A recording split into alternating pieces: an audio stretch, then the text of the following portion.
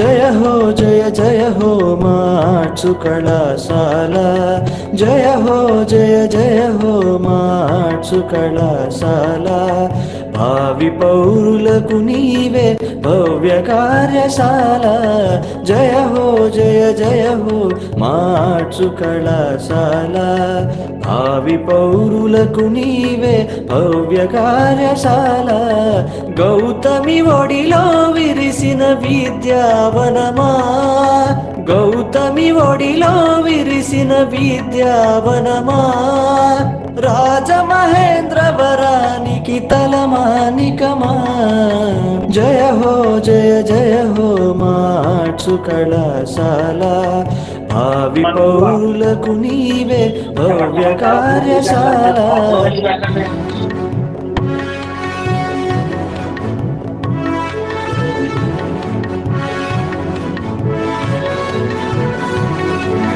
మెక్కా మహాశయుని ఆశయ ఫలమా, సార్థ శతాబ్దము నిండిన వారసత్వమా. మెక్కా మహాశయుని ఆశయ ఫలమా, సార్థ శతాబ్దము నిండిన వారసత్వమా. తెలుగు నేలపై వెలసిన ఘన విద్యాలయమా, తెలుగు నేలపై వెలసిన ఘన విద్యాలయమా.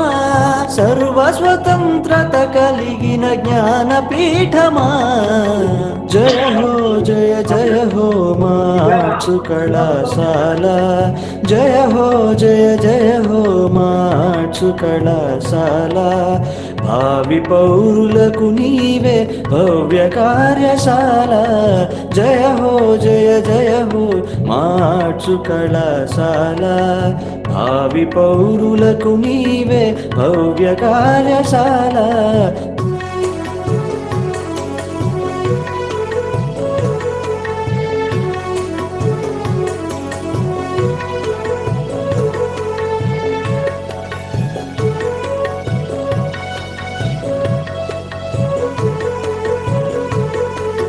కూల్రే కందుకూరి సర్వేపల్లి గురువులుగా, దామెర్లా గాడిచెర్ల టంగుటూరి శిష్యులుగా.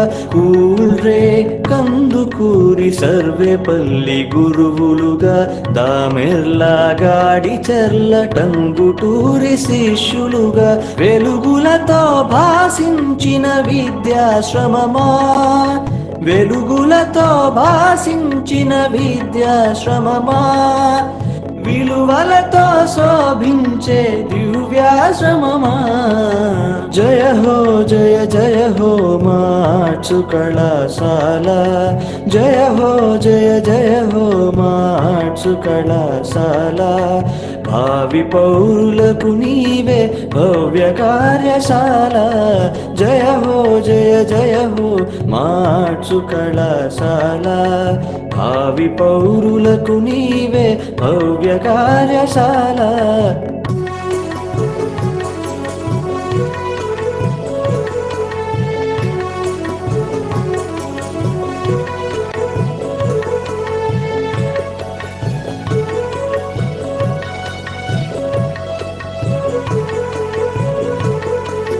భాషా విజ్ఞాన శాఖలందు ప్రతిభతో, సమాజ వాణిజ్య శాఖలందు పటిమతో.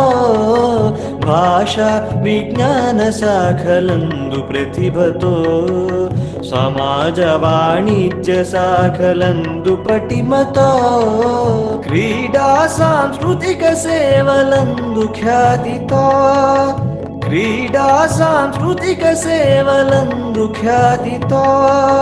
ప్రథమ శ్రేణిలో నిలచే ప్రగతి సౌధమా. జయ హో జయ జయ హో మార్చు కళాశాల.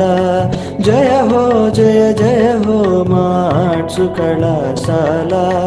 భావి పౌరులకు నీవే భవ్య కార్యశాల. జయ హో జయ జయ హో మార్చు కళాశాల.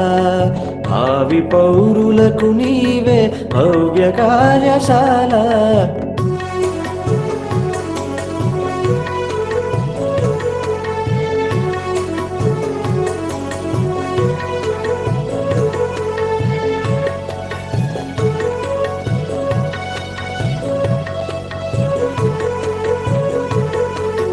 పాలనా దక్షులకు రాజనీతిజ్ఞులకు న్యాయకోవిదులకు నువ్వు చదువుల నెలవు.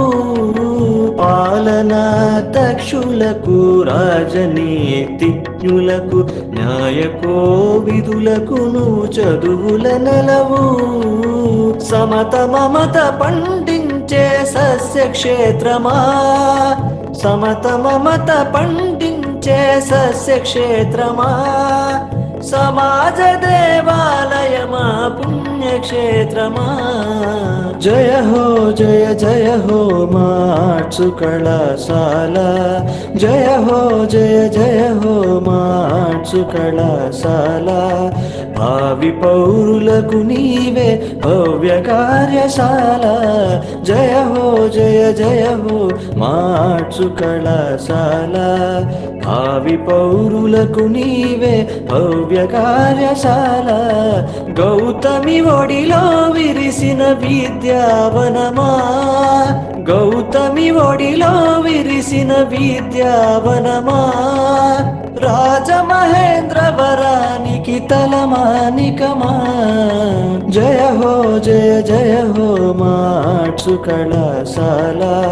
జయ హో జయ జయ హో మార్చు కళాశాల. జయ హో జయ జయ హో మార్చు కళాశాల.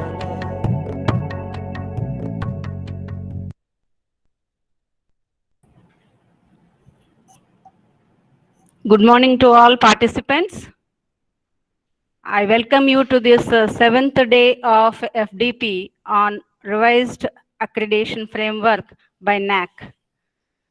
So coming to the recaption part, yesterday we had the session on Criteria 6 about governance, leadership and management. So how crucial the governance plays in deciding our grade points. We had an elaborate discussion on this, and also our presenter, coordinator for 6, Dr. Mallikarjun Rao has given a clear picture of what has been done in our college as well as what we ought to present. How strategically it has to be made also has been discussed with you by our principal and chairperson. And so, with these few words, I would also like to add, as this is the ultimate day for us, there were many questions about how to go about with the data templates. So a brief I will give you now. So whatever our presenters have given you over the PowerPoints, you would have seen the data requirement given for every metric, that is QNMs. So far we have covered about 66 QNMs, and today we'll be seeing another 7. Another 6 we'll be seeing. Totally we have got 72 for autonomous colleges. So here what happens is, you collect the raw data as required for the metric from each and every nook and corner of your college, and visit the the NAAC web portal. Go to the online apply tab. There if you open means, you will see for your category the Excel sheets are provided. These Excel sheets ought to be uploaded in the while you are going for SSR upload in support of the data you are going to present in the tables given there for the formulas to evolve the responses. So you can download them and prepare the templates. The data will not be as required. You cannot procure the same data as it is to be presented in the Excel sheets. So first and foremost, you get the raw data, then make a study of what the Excel sheet requires, and in that way you have to consolidate it and put it in the Excel formats given there. Even for extended templates, extended profile of your college also, you have got the extended templates, Excel sheets. Please download them and you can understand how these are to be projected in the Excel sheets. So the data required forms are very clear, and NAAC has given a very elaborate explanation then and there. It's so transparent that it is easy for anyone to follow. So with these few words, I now just pass on this, would like to introduce the criteria 7, which we are going to discuss today. So I have got our senior most faculty, Dr. P. Sri Saila Sastri Garu, who has handled all through the session for criteria 7. Not only that, he has also played a crucial role in framing our qualitative metrics too. So assistant professor in Department of English, he is with us to make his presentation on 7th criteria. So I request him to do so. Sir, please, I hand over this session.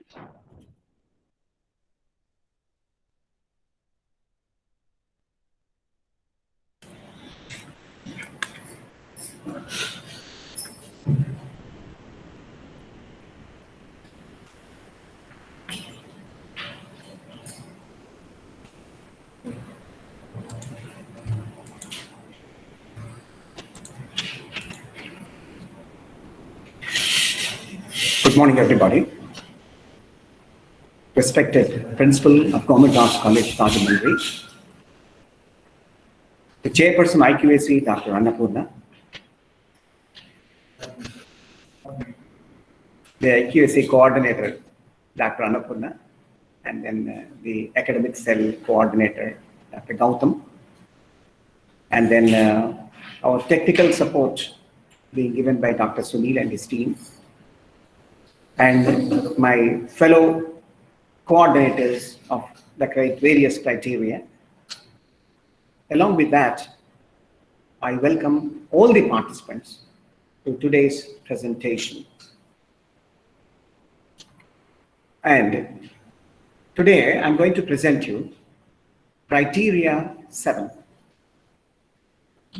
Criterion 7 deals with almost all the criteria.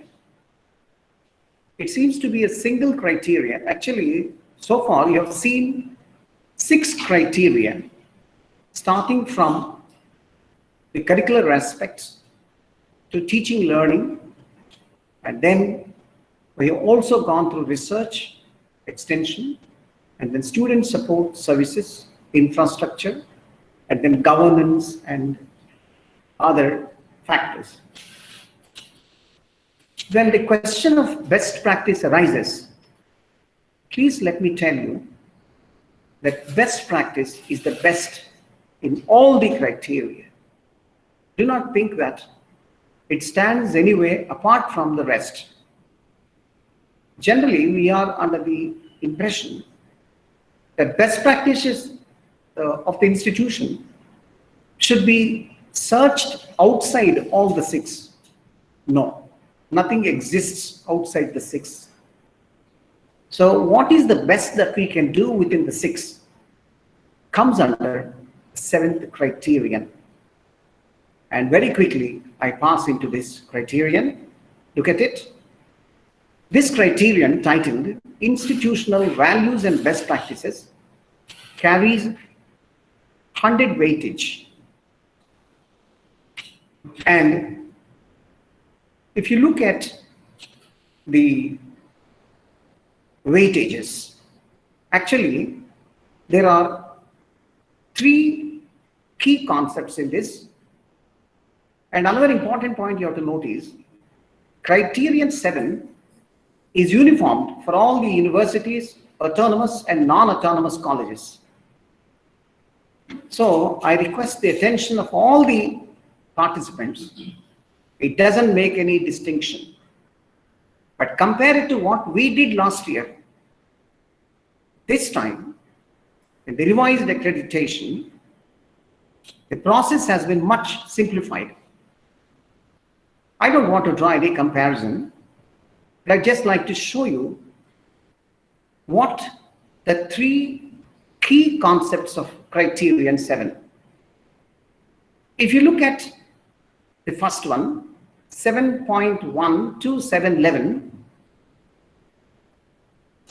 there are 7 QNMs and QLMs, whatever you call. I'll tell you in detail how many QLMs and QLMs are there and what their weightage points are. So the first 11 metrics carry 50 marks, whereas the last 2 metrics, one dealing with best practices, the other dealing with institutional distinctiveness, together they are for 50 weightage. So altogether, you can understand that 7.1 carries half the total weightage, and it's very, very important. If you look at the 4th column here, you will see there are 6 qualitative metrics, or 7 qualitative metrics, and 6 quantitative metrics throughout this 7th criteria. Put together, they carry a weightage of 100 marks. I think I'm clear. Now, the question is, we've been talking so much about best practices. What is a best practice? I've already told you in the beginning that best practice is not something without the remaining 6. I'll briefly try to explain to you how to define the best practice. A best practice is something that we have developed within our own institution. It's not something that you have downloaded right from the sky or somewhere that you have created or designed. No. It exists, it has evolved, it has been developed by the institution itself so that the institution becomes a role model for others. So where are we to develop this best practice? That we will see as the slides progress. And the second thing that we have to take care of when we are talking about best practices, the best practice should be relevant to the context of higher education. So the word education is a highly loaded term. It's not just imparting knowledge. It has to cater to the all-round development of the student. So once the student is entrusted to the institution, the stakeholders have a lot of expectations about the institution. And the institution has to accommodate all their expectations under various criteria that we talked about. We call it curriculum, or call it teaching learning, call it research, call it student support services, or whatever it is. So this is a multi-pronged approach by which we are trying to turn out the student as the best ambassador from this institution, so that tomorrow when he goes out, he speaks for the institution. Honestly speaking, it's not the websites, it's not the pamphlets, it's not the propaganda. Our students are our ambassadors. This is what is true with internationally acclaimed universities like Oxford or Cambridge. Now, the next important point is, any best practice should have a positive impact on the functioning of the institution. The style of functioning of the institution should be bettered by whatever best practice that you invent or evolve.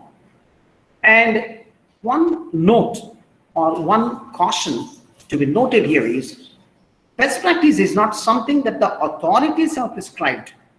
From time to time, from the government or from the UGC or from our own Directorate of Higher Education, we go on receiving certain instructions. So if you implement those instructions, that is not the best practice, because whatever you implement is implemented by everybody. So anything that has been prescribed by the government cannot be considered as the best practice and awarded marks. Am I clear?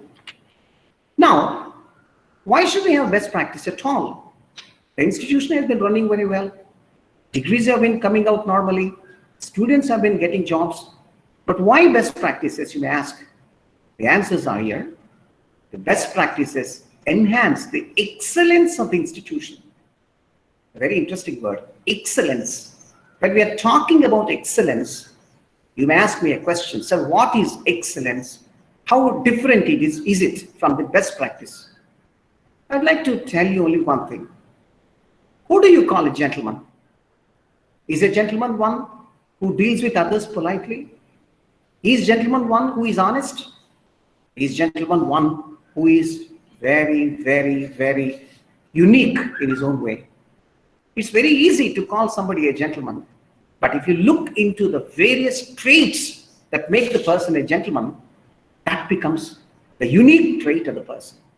The person carries the confluence of all those, the best of all those things with him. So excellence also is such. When we are talking about how best practices lead to excellence, let me tell you that the aggregate best practices will form in different areas, I say. So we've been talking about 6 criteria earlier.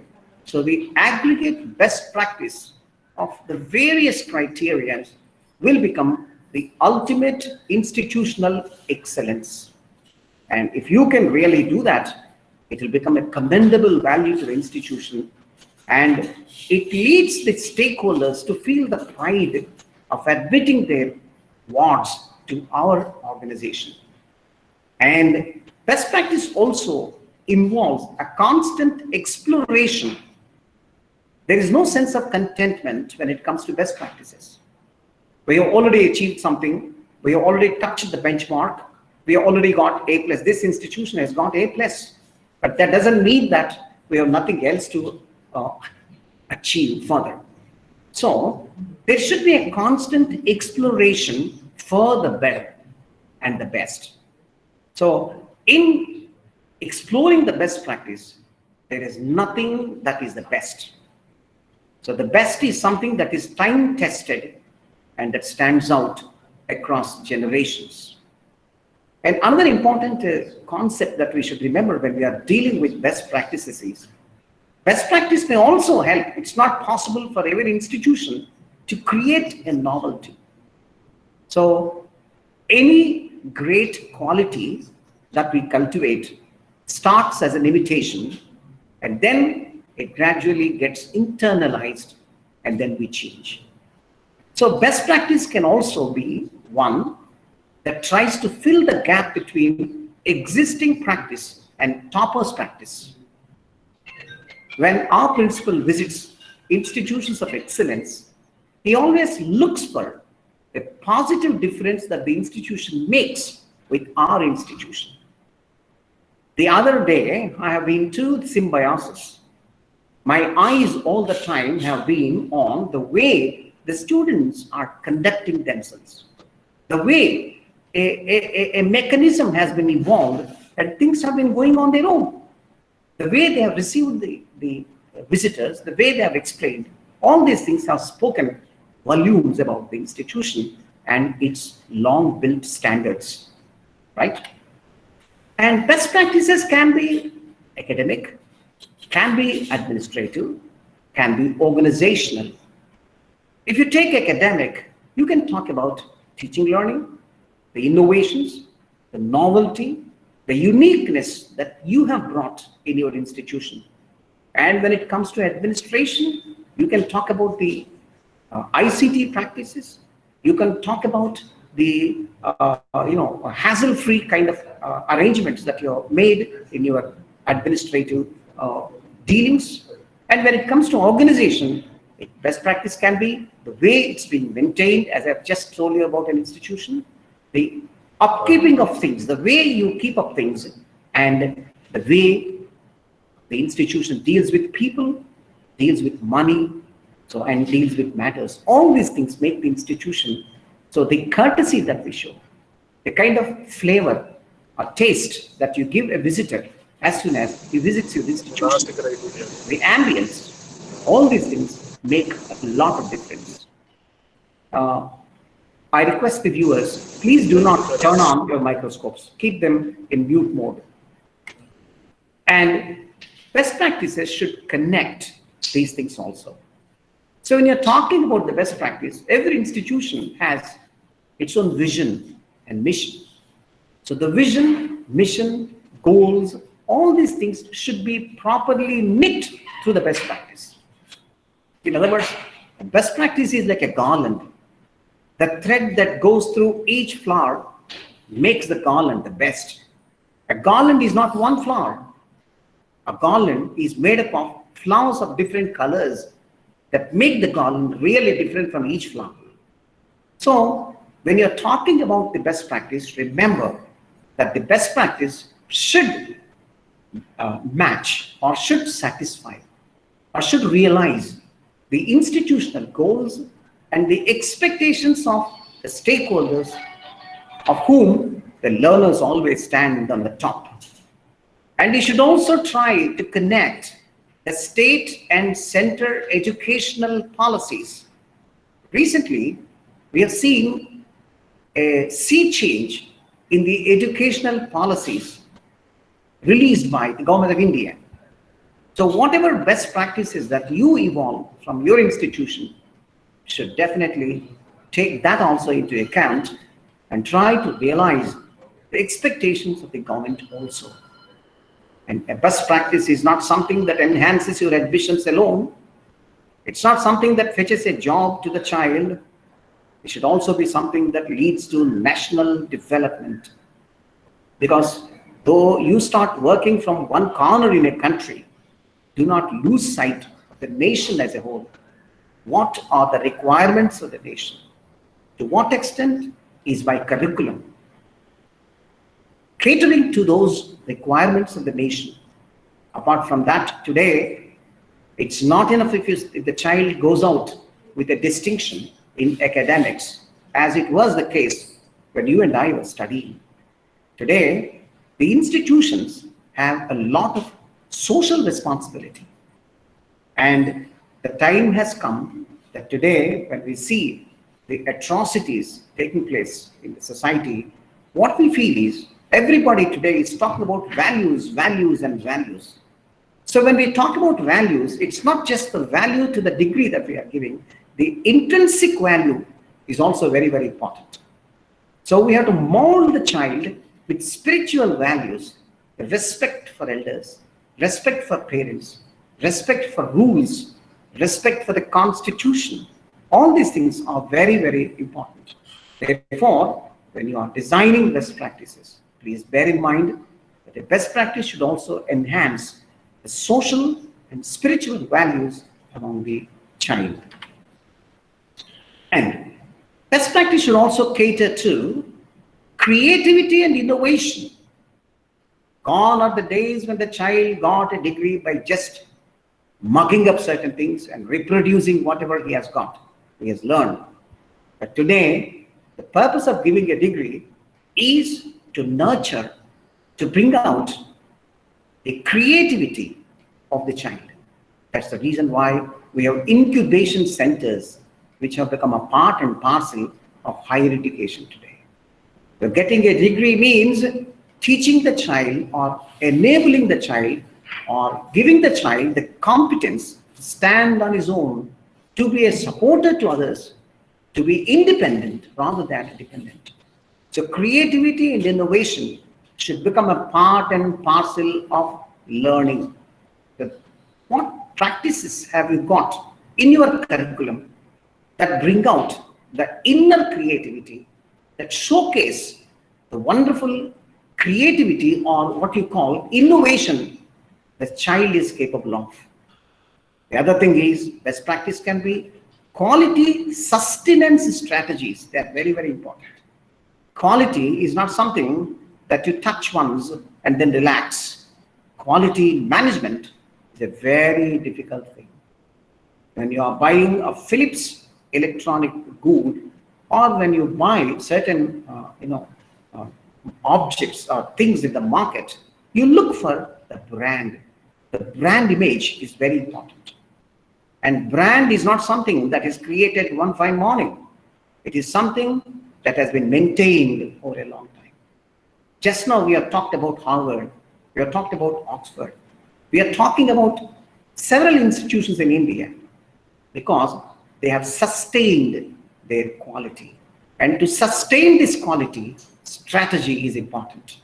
So what strategies are you actually following to sustain the degree? Quite often we say the degrees of our grandfathers and our fathers were far better than the degrees being turned out like mushrooms today. This is because the quality is not being maintained. So quality maintenance strategies become essentially best practices. I'm trying to answer the question, so what is a best practice? How can we think about a best practice? How can we come up with a best practice? Is best practice a miracle? Is it something that we can create out of the blue? No, it is something that is tangible. It is something that you can do with a careful examination of where you stand now and where you expect yourself to be stood. Come back. It also includes global competence. So far we have talked about the institution, we have talked about the community, we have talked about India as a whole, but that's not enough today. We are living in a globalized world today.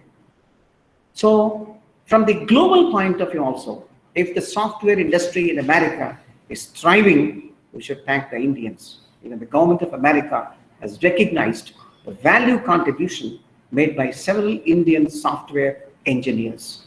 So global competence is also important. So if you really want to establish this global competence, you should know exactly where the world is traveling towards, how technology is developing in the West. So what new courses are coming? What new programs are coming? What new techniques of imparting are coming?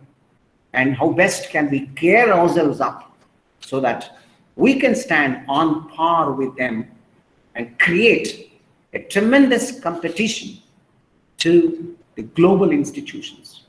A child who studies a degree in Rajahmundry should never feel that he is no way inferior to the degree that somebody has obtained from some other institution. Rather, he should say, look at our emblem. This is Government Arts College Autonomous. This is Government College Autonomous Rajahmundry. That should be the pride. But this is possible not only by equating your standards or meeting the standards of the country, it's also trying to meet the global competency. So what are the directions in which technology or in which academics are advancing, and how best can I take my institution to that height is also important. And today, technology has become the watchword. A graduate without basic ICT knowledge is almost equal to an illiterate. So this is not the case. How best can we induce technology into conventional courses? There was a time when students of BA never had the need to know something about computers. Even myself, I didn't know how to open a mail until I completed my post-graduation. But today, the world is totally different. So technology, not only in academics, but tomorrow when the child goes out, he should be well versed with technology. And today, technology has become inevitable and unavoidable. Thanks to the mobile phones today, thanks to the internet today, even a child of 5 can teach you how to handle WhatsApp. From this you can understand technology today is something inevitable and something that has to go into the process of learning to strengthen, to value add whatever child is learning. And more than that, good citizenry is important. This also can be a good best practice. So, for example, in almost all the colleges nowadays today, we have started a course called Professional Ethics. Why this? Because we want citizens who are law-abiding, citizens who are not tax evaders, citizens who cater to the development of the nation in their own capacity, citizens who never jump a traffic signal. You may not include what traffic signals are in your lesson, but what I mean to say is, you should create such an ambience in your institution. You should create such a multi-pronged approach that the citizen automatically, I know many of the students in this college, after eating a chocolate, they have pocketed the wrapper so carefully so that they would not drop it somewhere on the premises. They carry it carefully to the dustbin and drop it. I sometimes wonder, and I question myself, did I ever tell him to do that? No. By the way we do it ourselves, our children learn. Even in your own families also. Do you think that you have taught everything to your child? For what your child is today, it is the way you behaved once upon a time. Honestly speaking, whether children or adults, they learn a lot by looking at others rather than being taught. At one point, teaching ends and their self-learning begins, and that is very important. And what best practices are you adopting to make the child conscious of what he's doing, whether he's doing the right thing or wrong thing, whether it is detrimental to the expectations of the state or not. All these things will make you are turning out a very good citizen who is going to be an asset to the country tomorrow. So this is the same India where Gandhiji was produced. The same, country where great industrialists like Tata were produced. And great spiritual leaders like Vivekananda have been produced. From this you can understand. This is what I mean by good citizenry. Citizenry is a very loaded term, and everything that you do to create this will also become the best practice. Now, sir, you've been talking so much about best practices. How can we create it? Is there a method? Is there a strategy? Where to begin from and how to do that? If you look at this slide, you'll see there are 5 stages of developing or inculcating a best practice in the institution. The first thing is we should be able to identify the best practice. This is a big process. Identify exactly. How am I going to be tomorrow? I'm a gentleman, I think. But if I explore into myself, there are certain drawbacks in me. Unless I become a third person and reflect over what I am today, you cannot find out what your lacuna is. Similarly, identification is the first stage if you really want to implement a best practice. If you do not identify, everything that you have today appears to be the best, and there is no need for further improvement at all. And once you identify, the second stage is implementing. And the third stage, institutionalization and internalization and dissemination. We'll talk about each in detail. It's the reason why I'm skipping quickly from this slide. Now, how to identify? I told you, you should just survey the institutional goals. So what are the vision and mission? What are the long-run objectives? What are the short-term objectives? What are our strategies? So how to realize those strategies? Through which best practice can realize them? For example, this institution has started very recently, I should say, about 3 years ago, we started Vande Mataram and General Mana in the institution. These are not new practices, of course. There used to be so many. We did it when we were at schools. But as soon as we came to colleges, we simply thought, for a long time, I don't know why nobody thought it, but one fine morning, our principal proposed, why can't we do this for 3 minutes or 5 minutes in the morning and 5 minutes before we close in the evening? We thought it was a great idea. And today, in the cinema theaters also, the government of India has made it mandatory that before the beginning of the movie or at the end of the movie, you see the national anthem being played.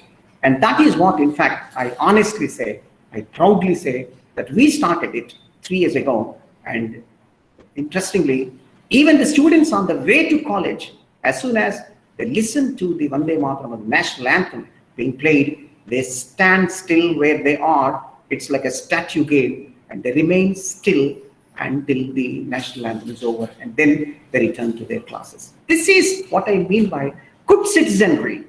This is one best practice. You may ask me, sir, good citizenry is a very vague term, sir. How can we do that? Maybe this is one approach. Yeah, respecting your national anthem leads to so many things. And then we are talking about how to identify the best practice. So matching the institutional goals or pedagogic requirements. Pedagogy is a very big word. It covers the entire gamut of education. So pedagogy is a technique by which we are imparting. So are we doing it well? Yeah, we have all been products of lecture methods. Does it do well today? Times have changed. Children have changed. Today, they're turning patient to listen to for beyond 30 minutes. They start moving, in a very inconvenient fashion. So do we have to modify or modernize or technicalize our pedagogy? To what extent? What requirements are there? So if you can, introduction of e-classrooms or introduction of e-learning through mobiles, all these things are a kind of pedagogic requirements which will turn out to be the best practice. And global concerns and local context, these two things, global concerns, we talked about it yesterday, and local context, they are like two ends of a line. So keeping all the time about global concern, you are not supposed to ignore the local requirements. So this is a question which you find perhaps in Criteria 6 also. So to what extent are you able to cater to the local needs? For example, right now, the place where this college exists is in East Godavari, which is an agriculture hub. We call it rice bowl, right? And after the separation from Telangana today, we have a wonderful coastal corridor. So local concerns today, we need to concentrate more on agriculture. We need to concentrate more on fisheries and marine. So these are the areas. While doing this, we should also try to keep the global concerns in our mind. How best can this be made into a global aspect, into a global, what are the global requirements? How can I combine them with the local needs? These things also, basically, we cater to local needs. At the same time, we should not lose sight of the global concerns. And the second thing is, we should also bear in mind the nature of our learners. Here, learner includes the staff and student. So the staff is also a continuous learner. So what are their competencies? So to what extent are our staff able to cover the students? To what extent are they able to satisfy the expectations? How best can we maximize it? Do the staff require a new kind of a training? Do the staff require to be trained in new technology? How can their competence be built up? Regarding the children also, what are the stumbling blocks that are actually making a child unable to go beyond his competency? How can we improve it? Even outside, when the child goes out, his competency should speak for the degree. Degree is not just the paper. Degree should be translated into efficiency, ability, professionalism, competency, whatever you call a big term. And bringing in infrastructural facilities is usually the best practice. And infrastructure today is an unending term. And whatever infrastructure you have this year gets outdated by next year, right? So just like biometric has replaced the conventional registers long back. And mobiles, the introduction of mobiles today, I don't know, one way we should thank the Corona for having made it obligatory on the part of every teacher to equip himself with teaching by internet. Online teaching has become the order of today. And students who once upon a time were all the time rooted only in their social media, slowly today, they are now returning to educational dimension of using internet, like Google Classrooms, etc. And governance also sometimes. To ease the governance, how best can I do that? That can be a good best practice. And the second thing is implementing. So how to implement it? To implement anything, you require these 5 concepts. You have to plan them. You have to find out the resources, both human, technical, both human and technical. At the same time, you should also find out the financial resources, whether you have them, if they're required. So most of the best practices, the best practice I think is one that requires least amount of financial encumbrance, and the output should be maximum. As I have told you, playing the national anthem in the morning does not involve any financial burden on the institution, right? But you will turn out a lot of benefits. And second thing is capacity building, and monitoring is also very, very important. Okay, so is the best practice that you have implemented being run properly or not? There should be constant monitoring. That's why I told you sustenance is very, very important. Is it building the competence? Is it being sustained properly? And frequently, from time to time, you should evaluate the practice, whether this practice is being properly evaluated, because evaluation helps improve the best practice very well, because there is always a scope for improvement, and we should continuously do that. And implementation also has certain challenges. Today, to implement any best practice, what is required is action, not just thinking. So we are thinking. We are trying to implement something. No, contemplation is not important. Action is very important. Enough thought. And that's the similar quotation I have taken. Performance is more important, not the promise. How long can we keep the students back saying we are going to turn out excellencies next year, this and that? No, performance is more important. And cynicism is another drawback. Cynicism is, no, let me try. There are so many other problems, easier said than done.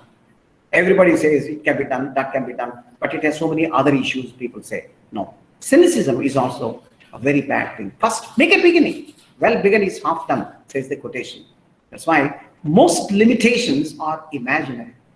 As I've read recently, the pangs of death are worse than death itself, as somebody says.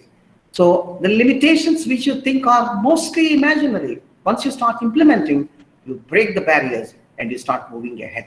And if you see Gandhiji's quote here, I've given relevantly, we must be the change that we wish to change.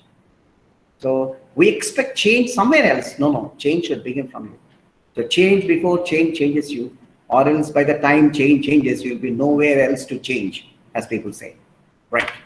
Now, institutionalization is an integral part of working. What is institutionalization? Any best practice that you have ultimately decided and started implementing, not in one criterion, but in all the criteria that you start implementing. It should be an integral part. It's not something that has brought out externally or something that stands out apart. No, it should become a part and parcel of the institution. So it's not, second thing is, many of the best practices become individualized. Individualized in the sense, because the principal is there, or because the Commissioner of Collegiate Education is there, or because the Chief Minister is there, or Prime Minister is there, we are implementing it sincerely. But once the headship changes, automatically it falls to disuse. So institutionalization means in spite of individuals, the practice should go on its own. In other words, it's a kind of automation. It should go on its own without any external agency to prompt it.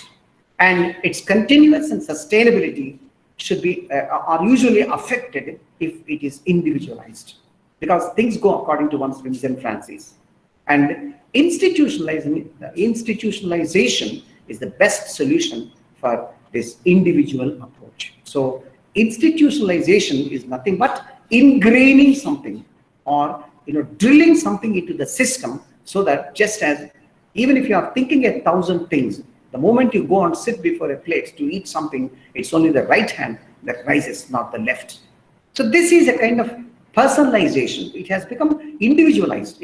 What should I say? It has become ingrained into our personality. Similarly, institutionalization is something that runs on its own automatically. And in other words, there is a difference between institutionalization and internalization. Internalization is totally transforming the look of the institution after it becomes institutionalized. Institutionalization is nothing but avoiding it being individual. And it should become an institutional practice. And even after becoming institutional practice, it might take a lot of time before it gets ingrained into every individual, be it a teacher or a learner. So internalization is also very, very important. That's why look at the quotation. We are what we repeatedly do. Quite often we say, this fellow is incorrigible. He doesn't change, we say. Because he has been repeatedly doing the same thing. And we say he's the best boy. I cannot expect him to do the bad thing because goodness is ingrained into him. Similarly with the institution. So best practice is to be ingrained and assimilated, I told you. Anything that begins as a habit turns into the nature and ultimately grows into character. So internalization is nothing but attitude formation. So it should become an attitude. So any child who leaves this institution should carry certain values with him. And that's why I told you, the aggregate internalized best practices is nothing but the ethos of the institution or the tradition of the institution. The ethos is a very big word. Just like every Indian carries the ethos of non-violence, the ethos of humane attitude, right? All these things are important. And dissemination is not being self-contented. It should be contagious. Good habits also can be contagious. In a sense, it should affect others also and change them, motivate them. So it means the wider application of social diffusion. Other institutions should look at us and start doing it. And we should try wherever possible to talk about the feasibility and adaptability of this particular best practice to other institutions.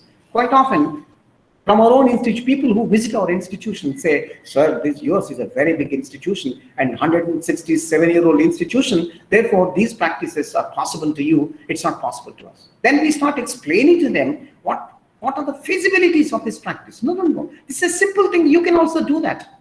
And this doesn't require whatever you are expecting. They are just imaginary. But this is the reality. So the feasibility and adaptability, if you can explain very well, then the best practice that you have evolved can easily disseminate it to other institutions. And benefit or experience is not something that we gain and keep for ourselves. Experience is mutual. So any best practice that any institution evolves should benefit others. So by mutually benefiting each other. So when we were in 10th class or intermediate, we were afraid of showing our notes to others, fearing that they might get as many marks as we got. But best practices are not such. Best practices are those that the more others imitate your best practice, the better your best practice is. That's the kind of a thing. Even best practice can also be bettered. Maybe grammatically it may not be, but this is true. And all the database and reviews and records of your best practice should be made available to others so that they'll understand, wow, the ease of implementing the best practice. And IQAC plays a very vital role in this. Every institution, every IQAC has to distill the best of the best practice and then try to make it practicable to other institutions and tell them the technique of implementing it. Now, how to devise the best practice in different criteria? As I told you already, best practice is not something different from the 6 criteria. In other words, the best of the 6 boils down to the best. So if you can put all the 6 into a pot and boil it, the decoction that comes from the 6 best practices turns out into the 7th best. If you take curricular aspects, these can be the best practices, like integrating your ancient values with modern curriculum. For example, the Gurukul way of teaching. The ancient cuisine can also be a part and parcel of your curricular aspects. Today, we are in the age of pizzas and burgers, and the traditional cuisine is taking the back seat. Now is the time, if somebody starts something like a home science course and starts inculcating these cuisine and art which has been disappearing, that will be a great service, that will be a novelty, and providing providing study come work experience is nothing but internship. So by just working in the laboratories, by just browsing the internet, by just working on simulations, a child cannot acquire practical.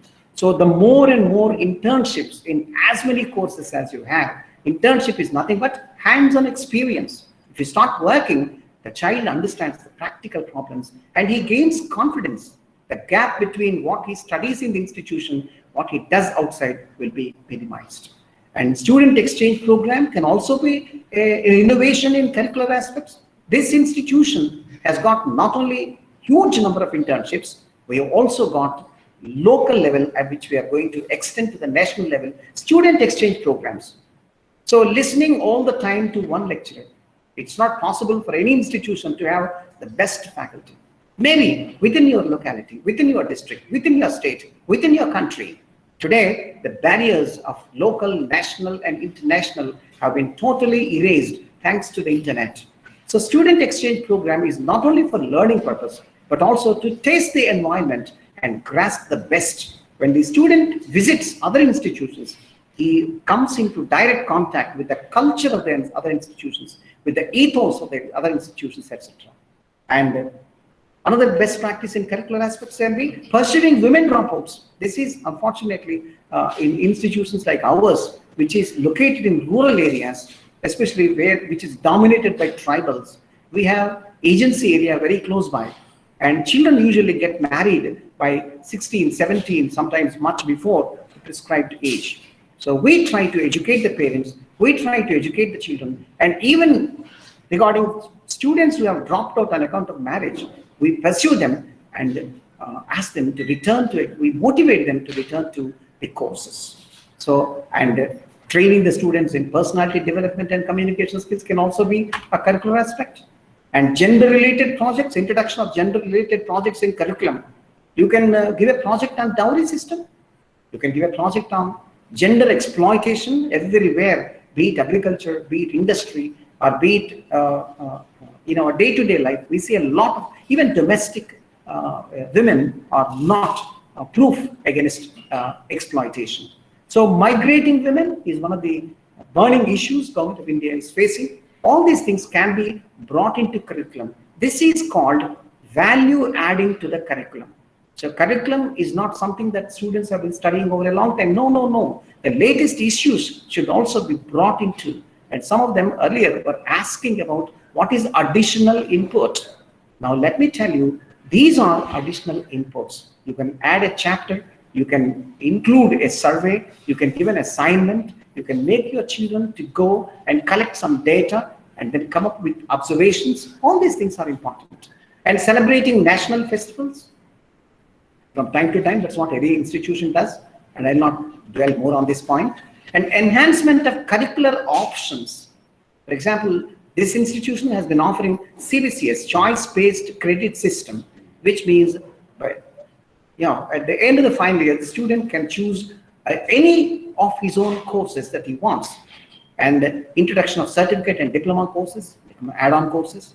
And you should also have integrated programs, which is also a very important development. Integration is nothing but the UG and PG put together 5-year courses, etc. And honors programs also will be very, very important. And another important craze today is tie-up with universities abroad. This college has recently tried to have this kind of a tie-up with universities in America, where after his graduation, automatically the child will be provided all the opportunities to prosecute his master's abroad. And coming to the teaching learning evaluation, sir, are there best practices here? Yes, there are. There are best practices here also. Look at them. So innovative pedagogy, we have talked about it, and orienting teachers on latest techniques and guiding students in selecting the programs. Yeah, exactly. I remember my days when I went to the college, I asked, which is the cheapest course here. I didn't know which course would lead to which postgraduate courses and which postgraduate course would lead to which employment opportunities. These things I didn't know. Even today, many of the rural students, as soon as they complete the +2, they just come to degree college and they just want to join a course where they can get a seat, but they don't have choices, they don't have ends. That is very important. So counseling the students on each program and its outcome. That's the reason why this institution has program outcomes and course outcomes, which we have already included in our website and even in our prospectus. At the time the child seeks a seat, he has the opportunity to see through the whole course. And in addition, when the child comes for admission, we still talk to him, counsel him, ask his expectations, ask for his goals, and then try to suggest the suitability. And transparency in admission can be a part of teaching learning. So online admissions and then ICT-based selection lists, all these things are transparent and there is no chance today for any manipulation. And induction programs to students, 1 week before the child continues his degree. As soon as the classes begin, we spend first 1 week on connecting the child to the institution, explaining what course he is going to study and how he has to cope himself with the new challenge, etc. And diagnostic tests is a part of induction program in order to assess the child's aptitude. If you can really do that and maintain a record, this is definitely going to be one of the best practices. We deem, as soon as the child joins a course, we think that the child automatically comes with a background. Suppose a science student joins BA Literature. So what background does a child is expected to have about literature? So we try to conduct certain tests and we try to give him the necessary input so that it's a kind of bridge course. That's what I mean by induction program. And class tutors and mentoring system is also there so that they constantly monitor the child's academic and behavioral aspects. And teaching plans and diaries and notes, this is something that has been made mandatory in the state of Andhra Pradesh. I don't know about the other states. And if it's not made and if you can implement it, that will also turn out to be the best practice. And there should be a centralized media. Yes, exactly. Media center is something that we have. And from there onwards, we have an LMS where the best lessons given by our teachers are recorded. And from there onwards, sometimes we play them. And thanks to the campus Wi-Fi, students are able to connect themselves. And learner-centric methods also become teacher learning evaluation. This institution has evolved a set of rules. This is one of the important aspects which we have claimed under institution's excellence, because we have a pedagogy which are evolved, keeping the student-centric methods in mind. As we have realized that teacher-centric days are gone and teacher is only a facilitator today, and including all the pair work and group work and all kinds of discussions and all that, we have well developed this kind of a thing. In language and commerce labs we have today, almost all the institutions have today, but some of the colleges in rural areas still do not have that. They rely entirely on teachers' lore for whatever the lab does. And self-learning today is the order of the world. So the purpose of teaching the child is not to make him a dependent on us all the time, but to make the child learn things on his own. So the various books, the journals, the internet, and then the softwares, all these things, I'm sure, will become a part of teaching learning. And faculty development programs and faculty developed visual aids. I talked about LMS already, learning management systems, we talked about it earlier. And e-groups and Google Classrooms, e-assignments, e-projects will also become an innovative best practice under teaching learning. And enrichment programs and remedial teaching, student enrichment and faculty enrichment also are important. Enrichment is not only what is happening in the classroom. Apart from that, exposing the child to lectures, guest lectures from outside, or exposing the child to various projects, or involving the child in census, or involving the child in government projects, all these things are nothing but providing practical experience. Even internship is also a kind of enrichment program. And remedial teaching for the slow learners, we have it. And some of the institutions, if you can record it, and then produce it. This is, and systematically organize it. This is definitely going to increase not only the pass percentage, but also will provide an opportunity to clarify some of the doubts which they are not able to get clarified in classrooms. And peer study groups are also important. Peer groups and study groups. Students, advanced learners and slow learners, if you can mingle them together, students learn from students much better than what they learn from the teachers. And field trips, projects, surveys, seminars should also make teaching learning interesting and innovative. Your tests, assignments, turn papers, and projects. And if you can discuss those corrected answer sheets in the classroom, how many of us really do find time to discuss whatever we have corrected and assign marks to the child? If you can really take at least some sample papers, like a dozen, and discuss with the students, these are the reasons, because objective type questions also sometimes require analysis, right? So discussing those scripts in the classroom, especially internal examination scripts, will also be a very good practice. And if you can record it and register it, and if you can video shoot it and keep the records, you can project it before the NAAC and show it as one of the best practices. Examination work computerized, objective type tests, group discussions, open book tests, which has been dreamed of for a long time. And today, that's what the government college is now contemplating over. We are going to give a questionnaire for the students, and within a certain time, they should be able to refer to and come up with brief answers. So that's also a great exercise. Reading a 2-page essay and giving in a 50-word summary is not a small thing. The teaching faculty evaluated by students, this is also very important. All our degrees, all our certificates are of no use unless your child certifies in the classroom that you are a good teacher. That it stands you above all. So therefore, we have a practice. If you really have a practice of child evaluating your teacher and giving a feedback how best he can improve, that will also become one of the best practices. And right. Coming back to research and consultancy, you can have best practices here also. And research at the teacher level and institutional level. Individually, every teacher has to improve his research abilities and research prospects. And the institution as a whole automatically, once all the teachers, everyone, like the country. So the country is not individuals, but all individuals put together becomes the country. And consultancy at 2 levels are also important. The government college here, where I'm talking from, has consultancies at the department level. And the institution as a whole, when it comes to placements, the institution has consultancies with reputed organizations. And departments have consultations with local level, district level organizations. And this is how consultancy makes your, includes research and extension. This is a part of extension actually. Whatever you study here, it should be transacted with what is happening outside. In other words, you enrich the outside, and the outside knowledge enriches the curriculum. This is a mutually beneficiary project. That's what I mean by extension. Further, extension can also be community level and national level, which we talked about earlier. And under research and consultancy, you can also more ongoing projects. Today, UGC has given maximum opportunity for teachers to choose projects.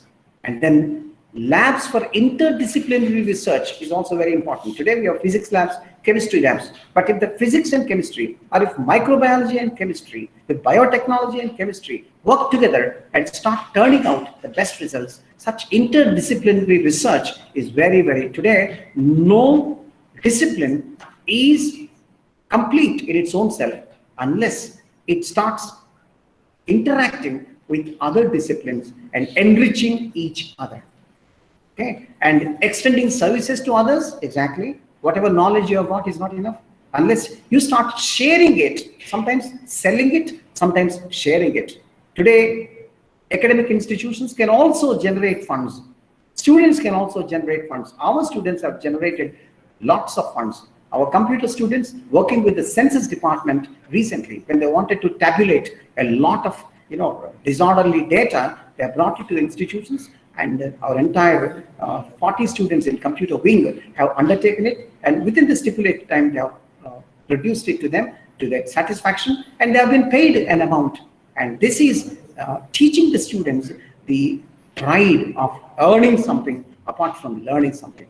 And growth of research institutions and centers Today, we've got 9 research departments in our college, and every college today, year after year, should try to establish more research departments. And grants to research coordinators is also important. Government institution as ours, we have our hands tied with limited resources, but aided colleges and other academic institutions can also promote research by sufficiently allotting grants.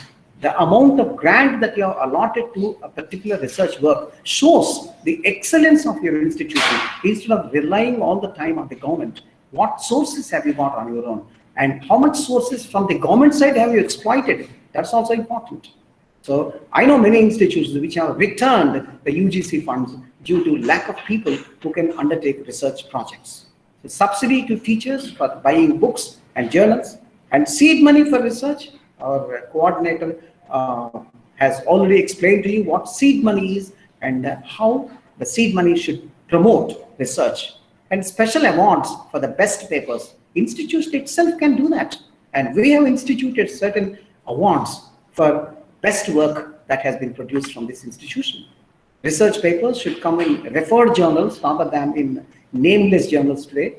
And there should be a research committee. We have a research committee in this institution that monitors research and provides guidance and takes classes and publishing research journals and books. The college itself should undertake the responsibility of publishing some of its researches which it thinks are useful for the community without waiting for an outside publisher to publish the book.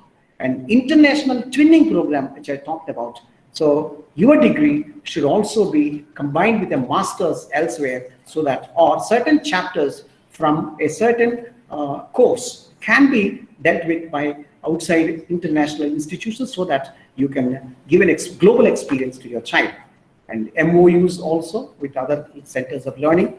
And transfer technology with industry, as I told you. Whatever you have learned here, you can transfer it. And whatever industry has already got, they can enrich your text with their practical knowledge.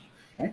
And patents, if you have any, the Government College Autonomous Rajahmundry has registered 1 patent from the Department of Physics, and we are awaiting the outcome shortly.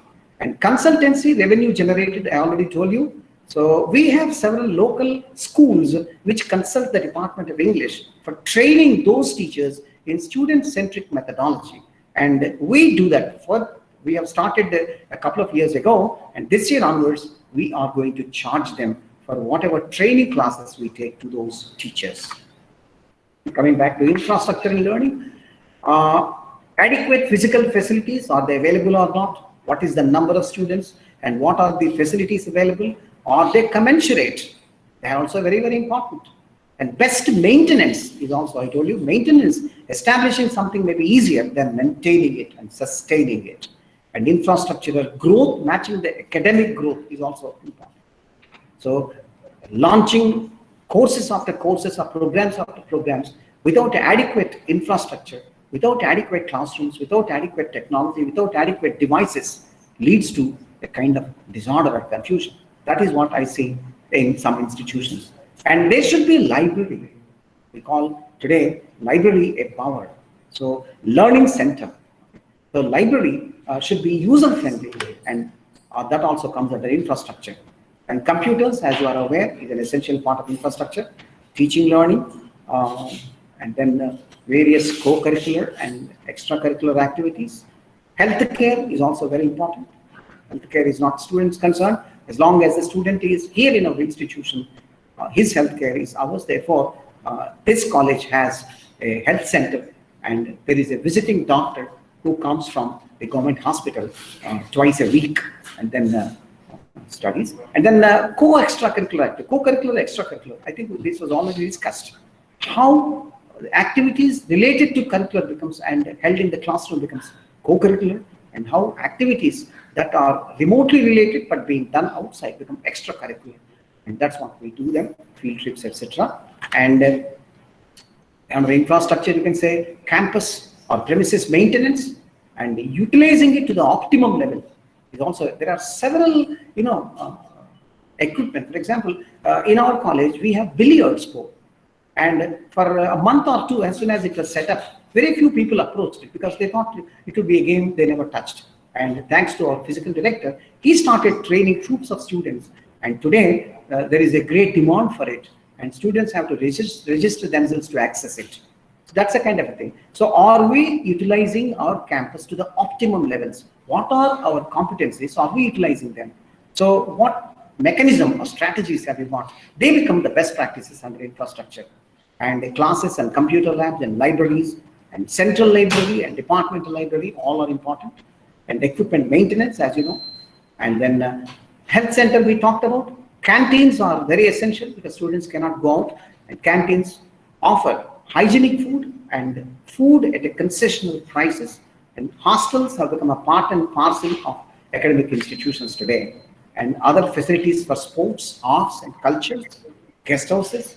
All these are best practices. Suppose your college has a guest house. I know many aided colleges which have guest houses. That is also an added addition in terms of infrastructure. And grievance redressal, almost all the colleges today have set up grievance boxes. We have anti-ragging committees, discipline committees, and then grievance redressal committees and counseling committees. And then other facilities like audio-visual research centers like AVRC, and educational media research centers, if your institution has, that becomes under innovation, under infrastructure and learning. And under student support, let me quickly brush through, providing state-of-art infrastructure and aligning curriculum with technically assisted methods, right? And using computer resources for tribals. As I told you, our college has got a wonderful resource actually. Our drawback has become our asset today. If you can teach them what a computer is, what things can be turned out on that, that will be an innovation. The institution is not just performing what the students who are coming to that, but the institution is moving itself out into the community to teach them. The computer is a miracle for many tribal students. If you can do that, it's a great thing. And ethno-medicinal biodiversity is also important. There is a lot of knowledge, as Abdul Kalam says, which unfortunately is not being brought into light, especially in rural areas, like our medicine men in rural areas. You cannot ignore them. Today, people are trying to find out a solution to coronavirus, because even China, people say, is using conventional medicine rather than what we call today all the research that's going on for vaccines. So if you can exploit that, that's also an innovation practice. In our college today, we have a herbal garden where the rare medicinal plants which have been identified and being used in rural areas are brought here, and we have developed it into a beautiful garden, and the NAAC which visited that garden was really thrilled, and they really wanted that this should be the best practice for many institutions. And infrastructure for need-based courses, we are starting new courses, but do we have the necessary infrastructure? It's easier to start a course, but acquiring an infrastructure is very, very important. And if you can do that, wonderful, that's a good practice. So to equip students, a lot of things are there. And I just run through, and this presentation will be made available to you for future discussions, right? And like this student progression and other things are there. And anyway, I'm going to place it. Very quickly, I'd like to go to the metrics, right? Metrics. Right. These are the key indicators, as I told you. There are 5 QLMs under 7.1, and there are 23. It's for 23 weightage, and there are 6 QLMs, quantitative matrix, carrying 27 marks, which comes to 50 weightage. Under 7.2, which is called best practices, you have only 1 QLM for 500 words, a qualitative metric, which carries 30 marks. And then the last one, institutional distinctiveness, again carries only 1 qualitative metric for 20 marks, altogether 100. If you look at it, measures initiated by the institution for promoting gender equity, etc. What we do here, while going discussion, then we close all these meetings because the time is.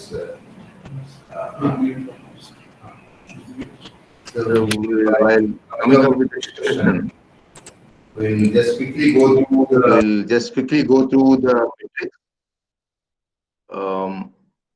Because it has taken a lot of time, but it's very elaborately discussed about all the best practices. See, that Shastri has presented more elaborately in detail what is the best practice. So the best practice in every criteria. It's not only 7th criteria. So 7th criteria is only the cool of the things. But whereas the first criteria onward, first to 6th criteria, everywhere, every initiative can be treated as a best practice.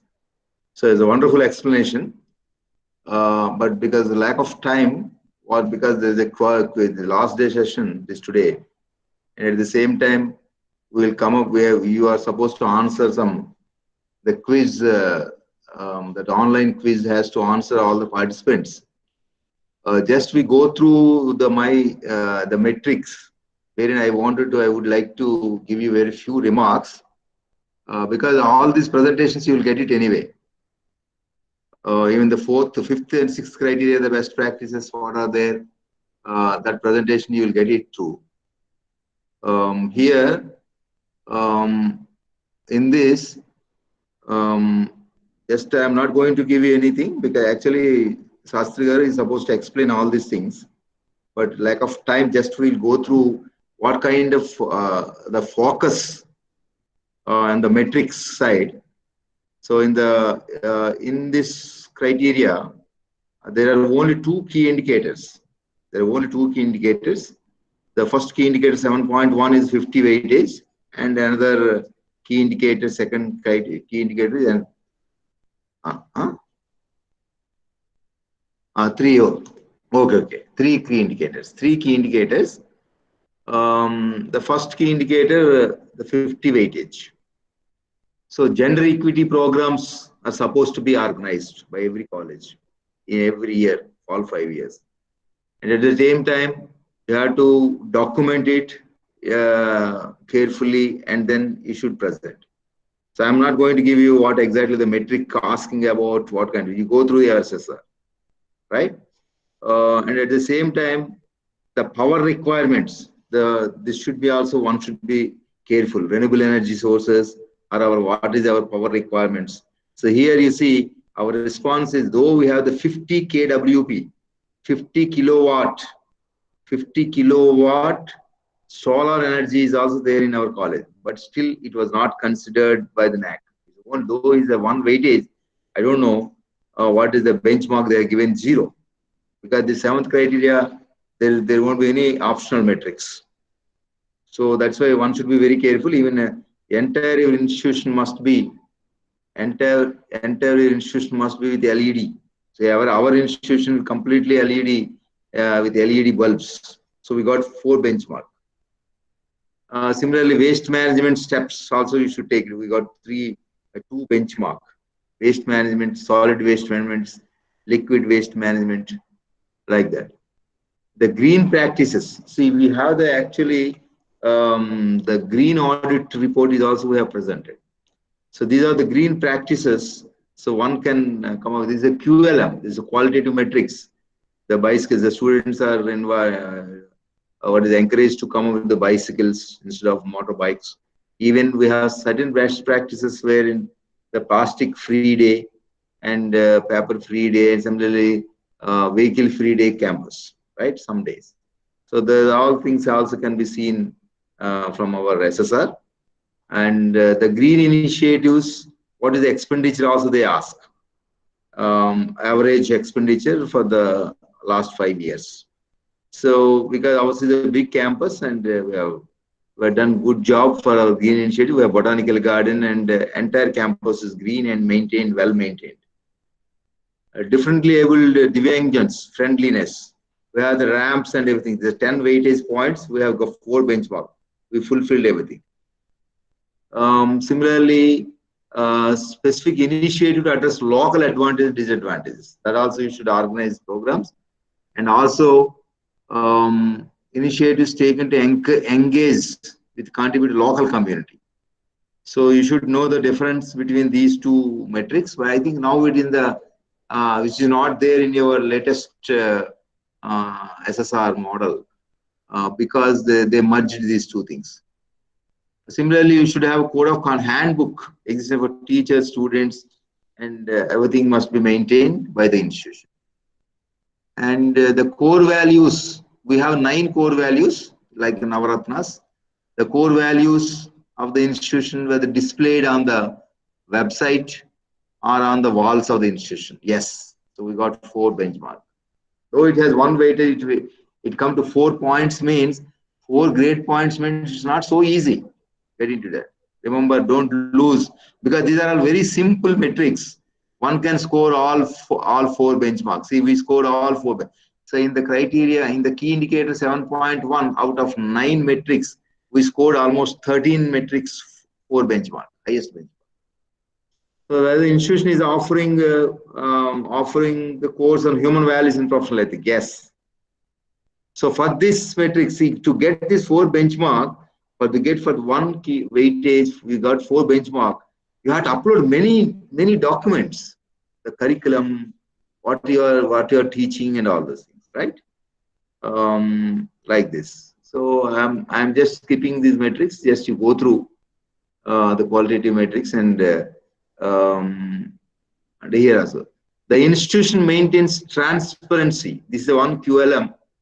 You see here, the institution maintains transparency in its financial, academic, administrative functions. And similarly, another QLM, the institution organizes national festivals, birth anniversaries of great Indian personalities. This is also one metric. So already Sastri Garu is already mentioned in the best practices where in the national festivals, right? So national festivals must be organized. So he's elaborately explained here, though it has 1 weightage, but the benchmark is the 4. This QLM should be written very carefully. This QLM. So don't neglect the QLMs because they're very important, and one should write meticulously with a lot of care should be taken. Right?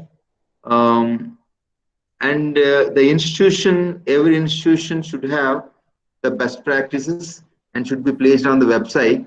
So here I would like to come up with the best practice I wanted to show. Entire screen, website.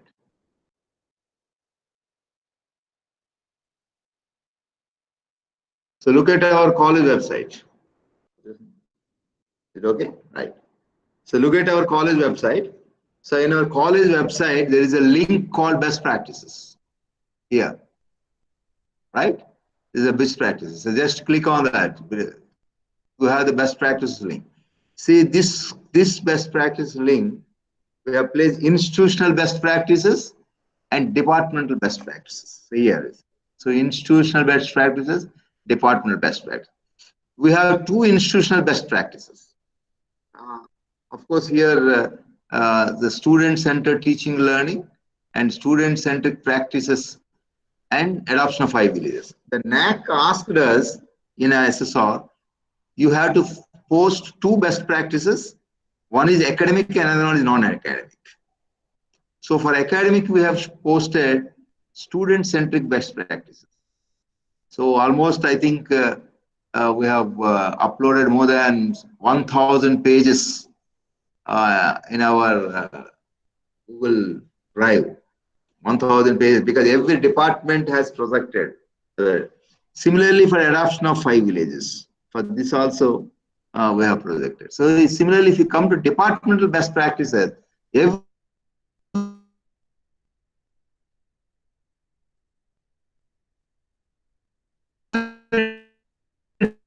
department NAAC has certain structure, format. So according to that format only, you have to, these best practice should be posted. Similar department of chemistry, they're all these best practices in existence, functional, right? Department of mathematics, statistics, like this, all the departments, more than 20 departments are having the best practices, and these are the department best practices. So like this, so we have done a lot of job based on all the criterias, and then see that how this best practice should be posted. Maybe I request Sastri garu, very briefly elaborate 2 minutes on our institutional best practice, institutional distinctiveness. That is there. Please post it. That slide you can post it. Institutional best practice. Institutional distinctiveness. That star is there now.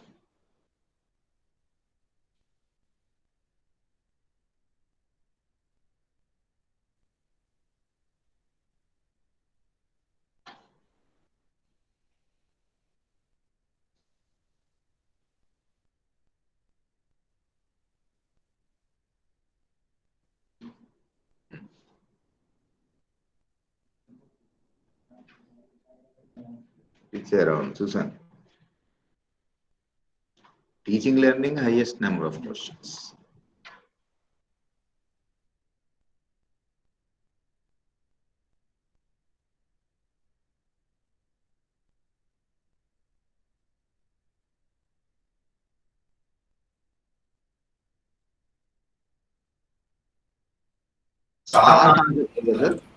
Yes, sir. Yeah,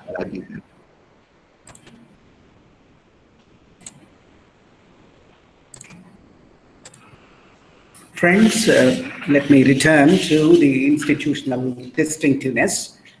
The word distinct is something that makes your institution one of its kind. It is something that makes your institution unique in its own way. It is the gate with which your institution moves. So this is what people remember about your institution. The sum total of all the best practices, as I've told you, given the example of being a gentleman, what makes a gentleman? So all the best practices that you follow will percolate or will ultimately turn out into your distinctiveness. Now, let me tell you, as far as this institution is concerned, I told you, we have under the institutional distinctiveness, we have devised an acronym called STAR. So this is one platform under which we were able to bring together the various strategic ways of running the institution academically and then administratively and in every aspect in the best way. So wherever you go, you find these things present. So the STAR stands for the 6-lettered acronym strategy to achieve anything. I told you, if you look at this picture here on the right side, you see sustainable development has been given on all the 4 sides. To sustain, as I told you, it's very easy to start a practice, but to sustain it, we require the STAR. This is a novel program this institution has created and convinced the NAAC team. STAR is not for convenience that we have created. STAR is a platform under which we have brought strategy, technology, adaptability, means gearing up ourselves to the requirements from time to time, and analysis. Exactly, it's not enough if you can adapt something and turn out. You need a lot of analysis and then research and ultimately resources. All these things have been pulled up together to make the college run in a unique fashion. So wherever you touch excellence or the best practice in this college, you find STAR performing under that. Like the electricity operating itself in different devices like fans, lights, air coolers, etc. STAR is the platform under which all the best practices in this institution run successfully. Apart from STAR, we have also created centers of excellence. This is also very, very important. We call them Navratnas. All the best practices in the college that I've been talking about right from the beginning of today's presentation, the best is brought under one umbrella, and those we call Navratnas. Interestingly, here, all the 9 begin with an S, incidentally. And look at this. They are accelerators of college development and student empowerment. And look at these 9 very quickly. I won't take much time. SEVA is the list of service activities being undertaken by the college. The college serves the students in several ways. I'll give only one example for each. For example, every student studying in this college carries an insurance of 1.5 lakhs. Maybe if there is a fatality on his own reason or due to an accidental reason, we have paid a collective insurance. We have a tie-up with the insurance company, with general insurance, which pays immediate relief of 1.5 lakhs. And every year, 1 or 2 students, unfortunately, are becoming victims of some kind of an accident, and the immediate relief, without waiting for the government, we are doing it. And there are several other things. I don't want to talk about all those things. If you visit the college, you'll see that due to shortage of time. Srijana is nothing but the creativity. We have a center for innovation and incubation in this college, and entrepreneurship, we said. Innovation, incubation, and entrepreneurship, all the 3 are very, very important. So under that, we have brought out 9 interesting products under the intelligence, which students have come up with. The department and departments have given a physical shape, and I'll give only a sample. We have an e-bicycle from the Department of Physics, and we have also a multi-sensor detector. It detects smoke, it detects the cooking gas, it detects several other things. So all these have taken the shape. We have shown them to the NAAC peer team how the platform Srijana has brought out the creativity of our children. And Shodhana is nothing but research. The research activity being done in the college, the research departments, and the research scholars, and the kind of courses being offered, they all come under Shodhana. And Sankhya is nothing but the digital initiatives of the college, the computers, and then the e-learning programs, the virtual classrooms, the e-classrooms, all these things come under Sankhya. And Sugnana is nothing but the knowledge. We have Jawahar Knowledge Center, and we have student counseling centers, and all these things are nothing but trying to upgrade the student for competitive examinations, for knowledge beyond what they learn in the classroom. And Sugnana, so the library, and then the Jawahar Knowledge Centers, and then the career counseling centers, all these things come under Sugnana. And Shreya is the welfare activities. The institution takes care of the well-being of all the students, especially women and the weaker sections. Women, we have installed online CC cameras everywhere. More than 40 CC cameras have been installed, and we have several other measures, like we have a tie-up with the SHE team, which has displayed its numbers. A SHE team is a police organization containing women, consisting of women, and we have several other measures. Due to lack of time today, I'm not going to talk about all those things. And sadhana is nothing but practice or training. The Jawahar Knowledge Center not only offers or brings companies from outside for campus recruitments, sadhana is providing the necessary training for the students to access to the requirements of the industry. So the personality development or communication skills or technical skills, whatever they want, including the analytical skills, all these things are being given to the students under one platform called Sadhana. And Swachhata, as you are aware, this college has been identified in 2017 as the Swachh Kalasala, or the best college. And we have, under this, we have inculcated the value of turning out wealth from the waste.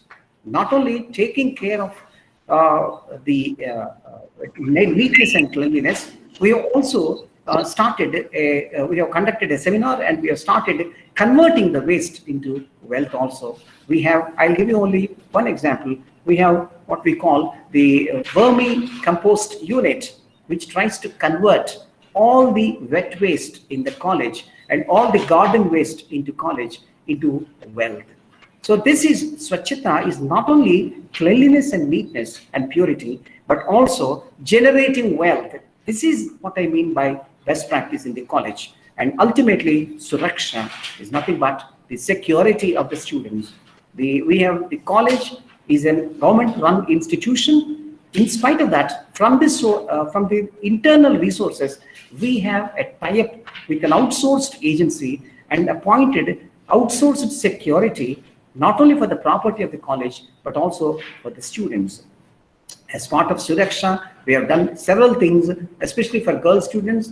We have appointed NCC and NSS volunteers who have formed themselves into teams and look after the security of women, etc. So these two, what you call the star, which I have shown you just now, and also the Navaratnas, have stood out as excellencies of the institution. Thank you. Very good. Very good. Excellent, Satya. See, these are the excellence. So colleges don't wait for somebody will give you a center of excellence. You can have your own centers of excellence. You can design, you can come up with your own creation, institutional based on your all the best practice of your institution. I think if anyone would like to interact, maybe can, any questions? Any questions are there? Any questions? If you have, then I think we can answer. I think certain questions are already answered on the chat box.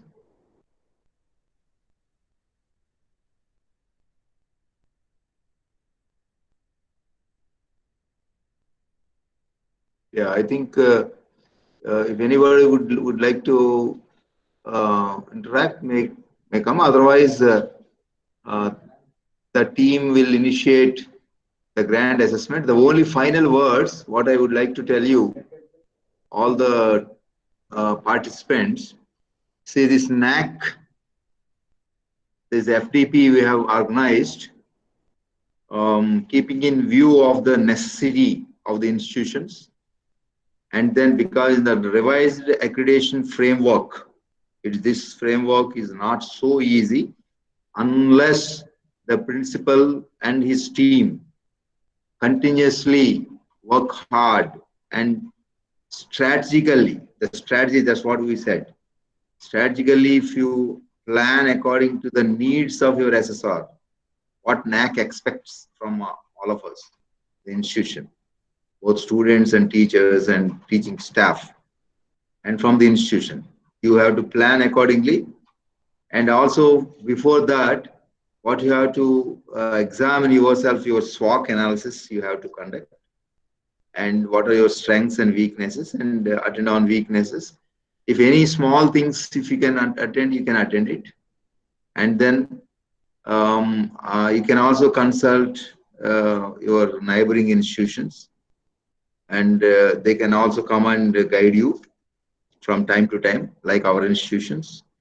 And at the same time, you also can gather, you can also go through the SSR. See, unless you have a principal should have a reading habit, unless he is having the patience to read the documents and listen, first of all, listening. So that's what in English, in the communication skills, they always say, first listen first. That is why LSRWs, in L is first. So first you listen, and then speak, understand, write, read, write. Like, okay. So accordingly, unless you have the listening skills, you can't work, you can't grasp the concepts, and then only you can work hard, and you can for your institution you can work. So I wish you all the best, and I hope this webinar, this 7-day webinar, has at least provided you some information. And at the same time, one caution at the same time, I'm giving you all NAAC going colleges. The NAAC, going for NAAC nowadays is not so easy under revised accreditation framework unless you focus carefully and then brainstorm with your teachers. See, somebody asked us what kind of documents to be kept ready for NAAC peer team at the time of assessment. See, don't do like that. See, you have to keep ready for all the criteria. According to the criteria 1 to 7, you have to keep ready. See, one criteria for one department, not like that. So, right? So, all 7 criteria based, you have to prepare your records, your presentations, and then keep ready for NAAC peer team visit. But Before that, you should have your own satisfaction. You also conduct. You can also invite for mock peer team visit, right? Those going for the B team members, you can visit them. You can request them. They come and evaluate. Maybe the pre-assessment can be conducted, right? So I wish you all the best, and our people, my team will conduct now the grand assessment, grand test now. So be ready for that. Now I system hand over to Gautam.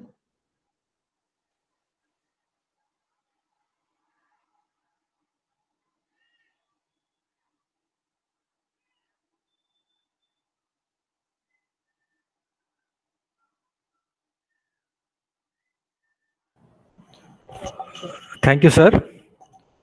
And all the participants, please go through the guidelines or suggestions given on sharing on the screen. First, keep your laptop or desktop intact, don't close it, and open your new gadget. In the brochure itself, we mentioned that you should have 2 gadgets to participate in the final assessment. So keep this laptop or the desktop open and open your gadgets, probably your smartphone that can do, and open a browser, whether it can be a Chrome or Internet Explorer or a Firefox or Opera. Any browser would do this, and enter in that browser kahoot.it, kahoot.it. Enter that kahoot.it. Then we will give you a game pin. Enter that game pin and join the assessment and enter your name. Then after receiving all the names of the participants on the screen, we will initiate this assessment test now. Start, open your browsers now and enter into kahoot.it. We'll provide the pin within a few moments. And please remember, some questions may have multiple answers.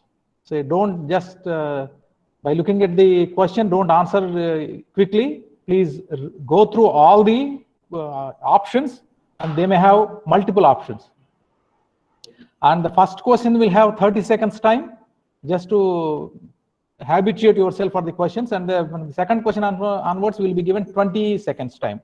So depending on the time taken, you will have the more more marks, because if you answer very quickly, you will gain more marks. So the time factors here, time management is essential here.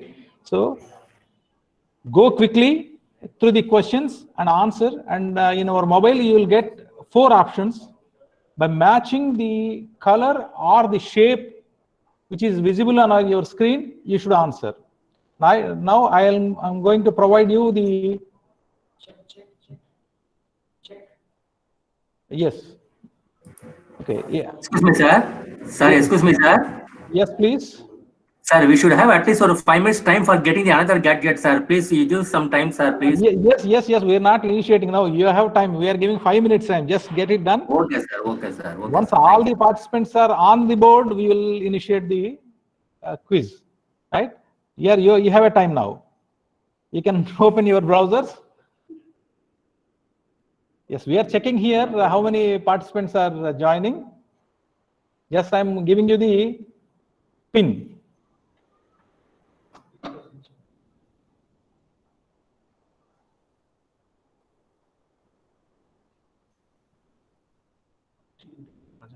Yeah. Okay.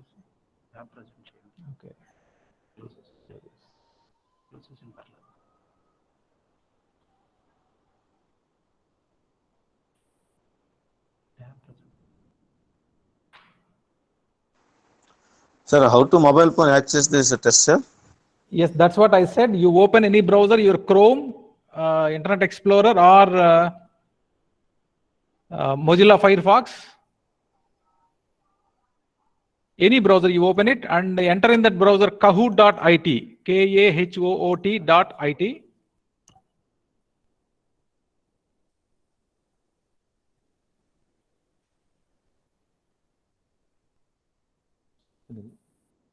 Sir, in the same laptop, another window will not serve the purpose, sir? Yes, it will serve. It will serve, but you will lose the marks because it is the time factors. If you answer quickly, you will get the. If you answer quickly, you will get more marks. Side by side, can you have two windows in the same laptop and then do the work, sir? Yes, you can do it. If you are very quick enough, you can do it. Okay, sir. It will be better. So they are asking for a PIN number. Yes, I am providing. Okay. Sir, Kahu, what is the ID, sir? Kahu, KHU? KAHOOT.IT. Kahoot.it.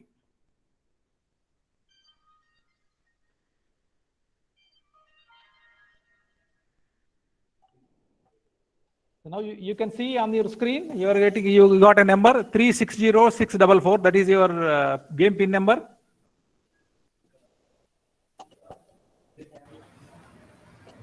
Please say it again, sir.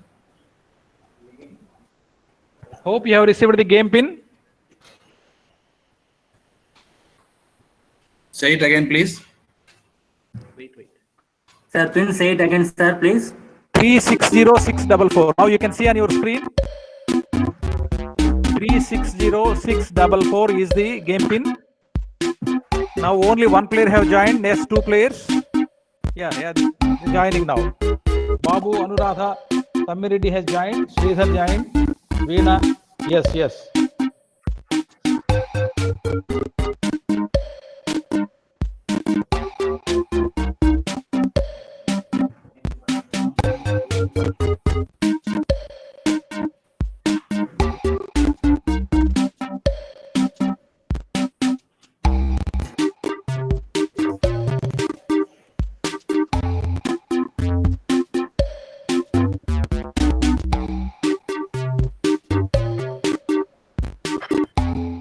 Yeah, 96 participants have joined so far. Yeah, 101, 102.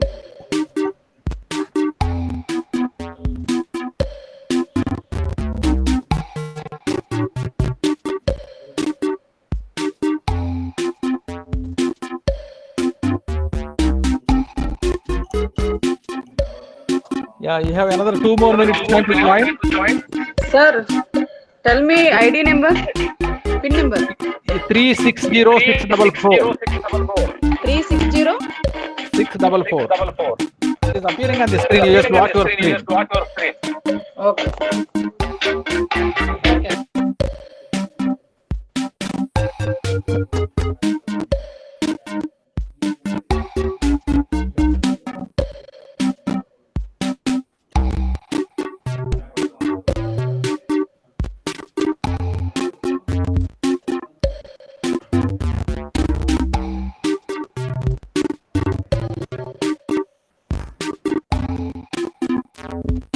So 118 members have joined. So we are giving 1 more minute time to join. All the participants quickly join the assessment test.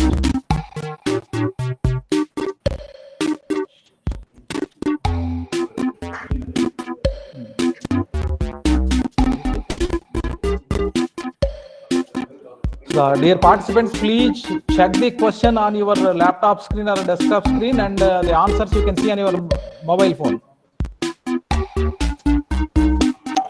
Yeah.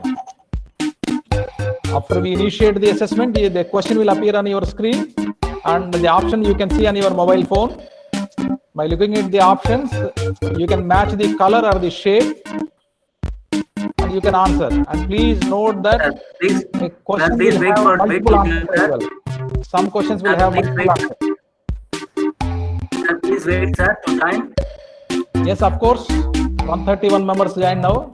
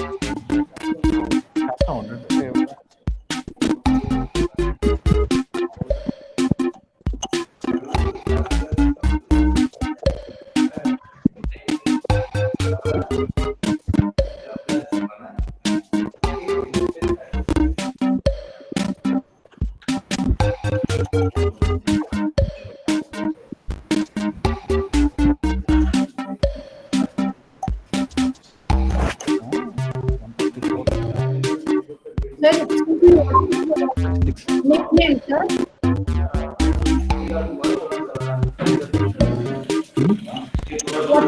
Nickname.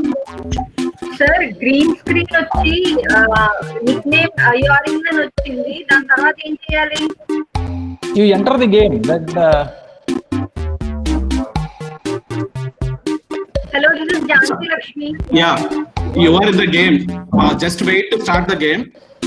Just watch the screen. You have to answer from your gadget, and the questions will appear from our webinar session. Sir, you're not clear, sir. Music first. Music, sir. This music is disturbing.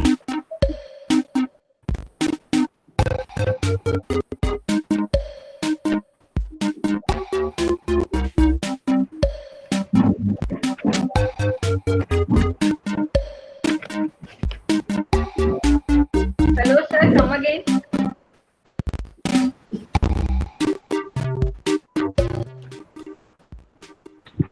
Hello. Sir Gautam గారు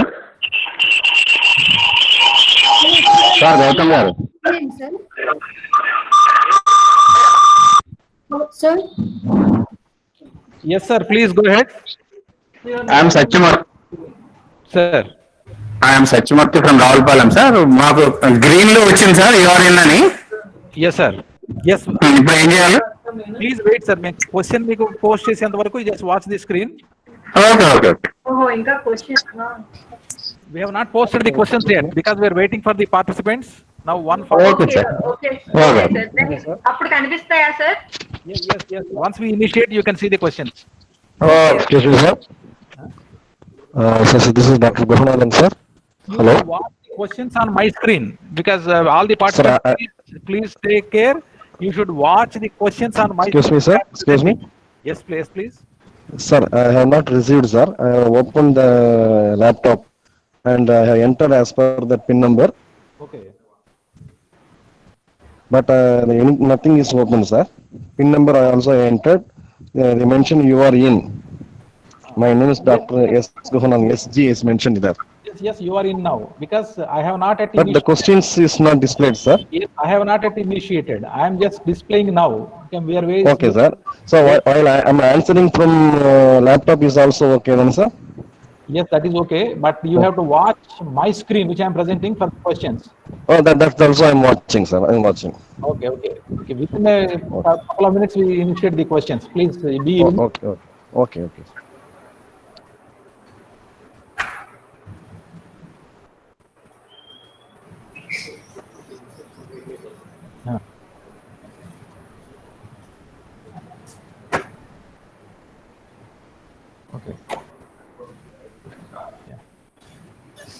Yes, we are going to initiate the quiz now. Please, all the participants, yes, for the first question, as I said, we are giving 30 seconds time for you. For the rest of the questions, you have only 20 seconds time. I am displaying the first question. Ready? 1, 2, 3, go now. The first question is appearing on the screen.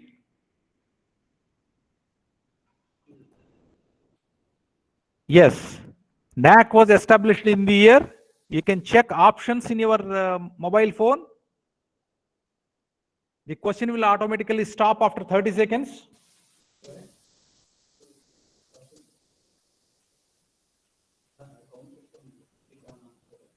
Yeah, now this 75 people have answered, and you have only 10 seconds more time.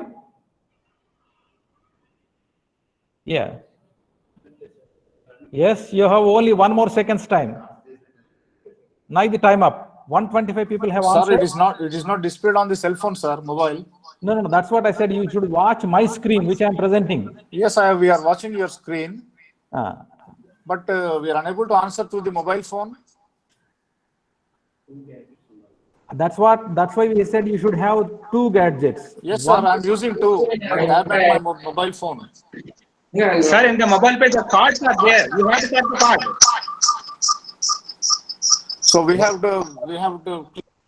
Cards are there. Colorful cards are there. You have selected one card.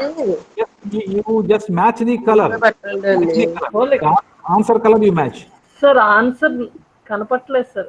Multiple choice sir, ఎక్కడ నేను answer enter చేయాలో అర్థం అవ్వట్లేదు sir. Madam, there are 4 options. Are you seeing the options? దీంట్లో చూడాలి. ఇక్కడ ఉంది, ఇందాక కనపడలేదు కదా. Are you seeing 4 colors, 4 options on the screen? Yes, now actually 125 people have answered this one. Okay, I am going to the next question. Please, all the participants mute your microphones and watch for the second question. I am just giving you the second question now. So after the first question, the Sridevi with 950 marks in the letterboard portion, and the Sunil in the second portion. Okay, the next question is, it is a true or false question. NAAC is an autonomous institution of UGC. It is true or false? You have only 15 seconds more time.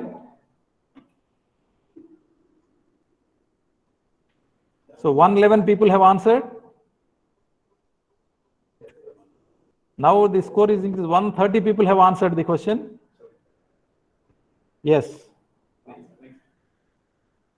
Yes, after the second question, the Sunil is at the leaderboard position with 1985 marks, and Sridevi has gone to the second position.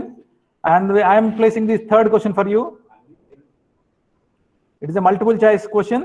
The headquarters of NAAC is located in. So you have only 15 seconds more time. Please remember, you have only 20 seconds time for these questions.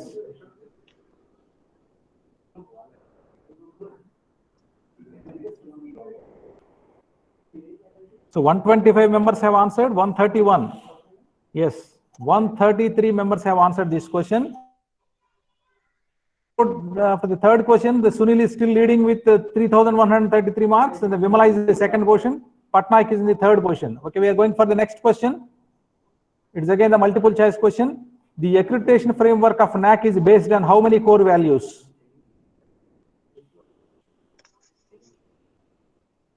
The accreditation framework of NAAC is based on how many core values?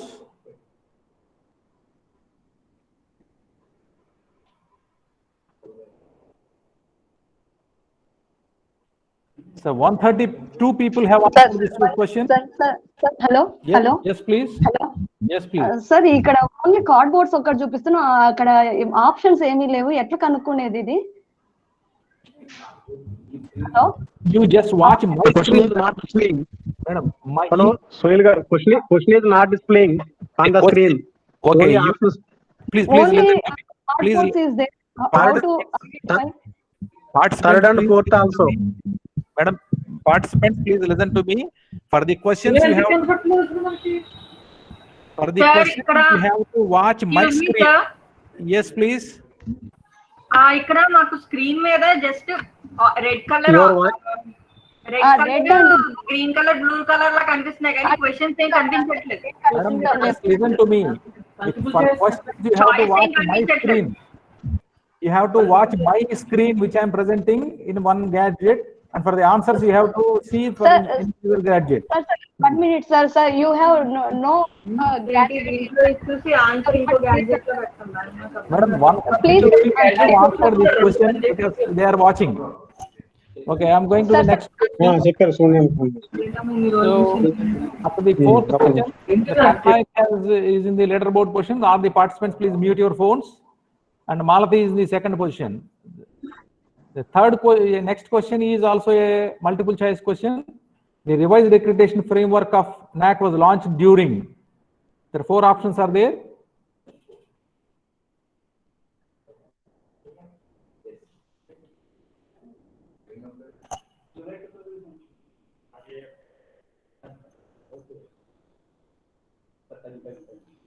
So, time up.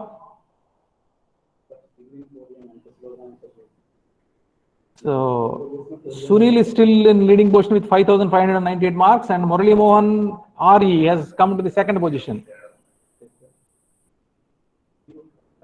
And the next question is again a multiple choice question. The RAF of NAAC includes the following. You can see the options? You can, this is a multiple answer question, please.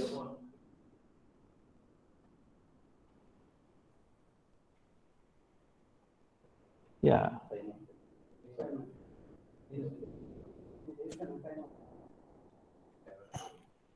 Okay. After this question, the Sunil is leading with 5,598 and Murali Mohan is still in the second position. We are going to the next question. It's a quiz question. QAF NAAC consists of how many assessment parameters? QIFF NAAC consists of how many assessment parameters? You have 10 more seconds time. 79, 85 people have answered. Yes. 133 people have answered this question. And after this question, Sunil is leading 6,501 marks and Murali Mohan is in second position. Malati is in third position. The next question is, it's a true or false question. Criterion 1 of NAAC pertains to the practice of an institution in initiating a wide range of programs and courses. It's true or false? You have 15 more seconds.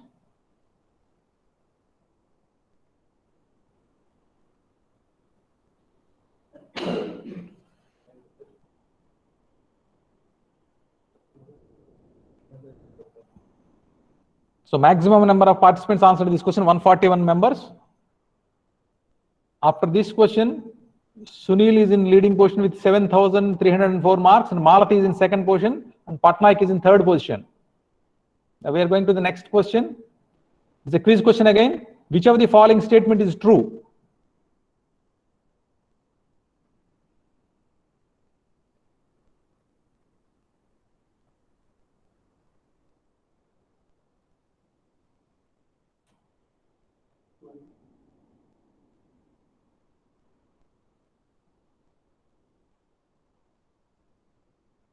So 106 members have answered this question.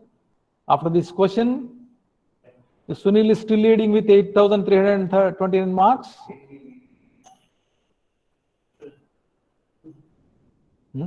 Yes. And the second question, Malati, and third question is Maheshwari Surau. And we are going to the next question. The next question is a true or false question. Affiliated colleges cannot design their develop their curricula. Affiliated colleges cannot design and develop their curricula. Is it true or false?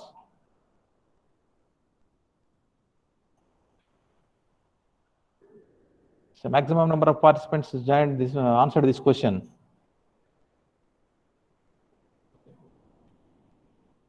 Yes, 143 participants have answered this question. And after this question, Sunil is still leading with 9,429 and Malati is in the second position and Maheshwari Surau is in the third position. We are going to the next question. The curricula of universities and autonomous colleges should focus on employability, entrepreneurship and skill development. Is it true or false?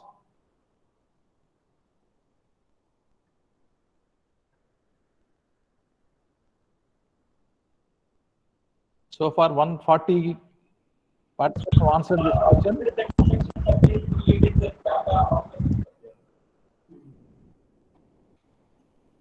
Yes, 141 participants have answered this question. Okay, Sunil still is leading. We are going to the next question. It's again multiple choice question. The question is, it's a multiple select question. The process of revision and redesign of curricula is based on.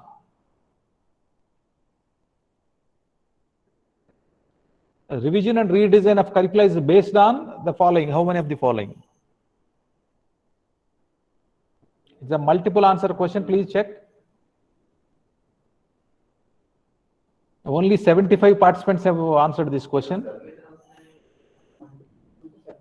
Okay, Ajay Kumar Chai, he has came to the second position now. Sunil is still leading. And the next question is, which of the 7 criteria carries more weightage points for autonomous and affiliated colleges? Which of the 7 criteria carries more weightage points for autonomous and affiliated colleges?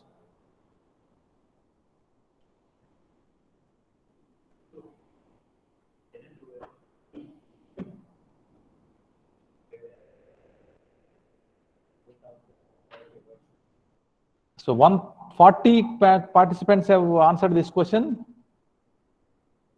Sunil and Ajay are on the first and second positions, and we are moving to the next question. Which of the 7 criteria carries more weightage point for universities?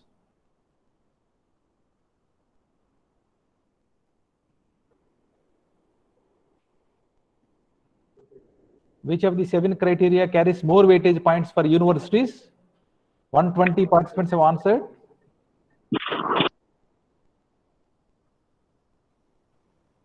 Yeah, 144 participants have answered this question. And Sunil is still in the first position, and Dr. C.P. Lakshmi came to the second position, and Subramanyeshwari in the third position.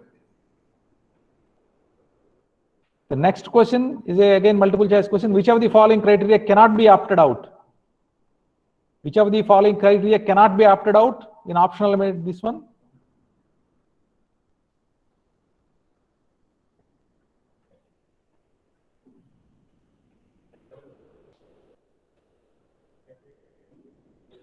Hmm? 30. Yeah, 144 participants have answered. So after this question, Dr. C.P. Lakshmi has came to the first position. Sunil went to the second position. The next question is a true or false question. Some of the qualitative metrics can be opted out from assessment and accreditation process. Is it true or false?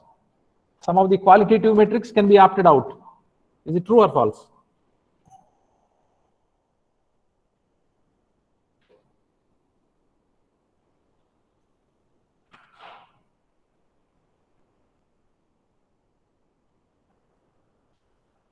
Yeah, 145 participants have answered this question.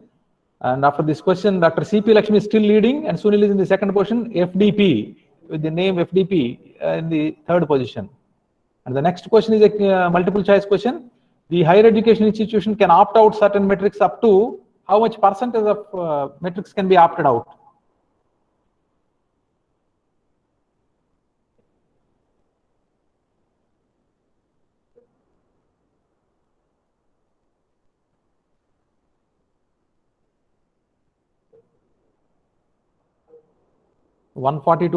Participants have answered, and Dr. C.P. Lakshmi is still leading, and FDP came into the second position, and Reddivari Venugopal came to the third position. And the next question is a multiple choice question again. Which of the following will be subjected to DVV process? Which of the following will be subjected to the DVV process?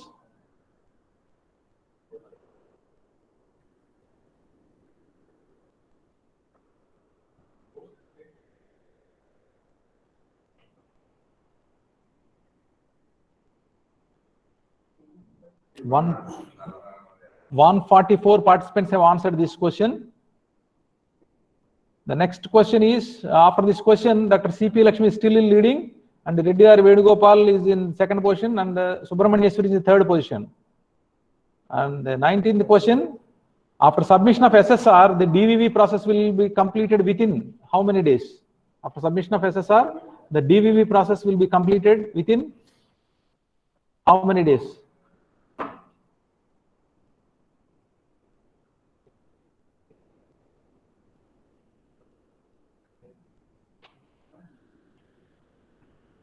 So 142 members answered this question. The next, after this one, Reddivari Venugopal is leading now. C.P. Lakshmi went to the second position, and Dr. Srinath came to the third position.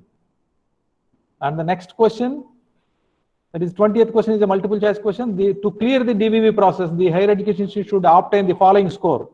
How much score is to be obtained by higher education institution to clear the DVV process?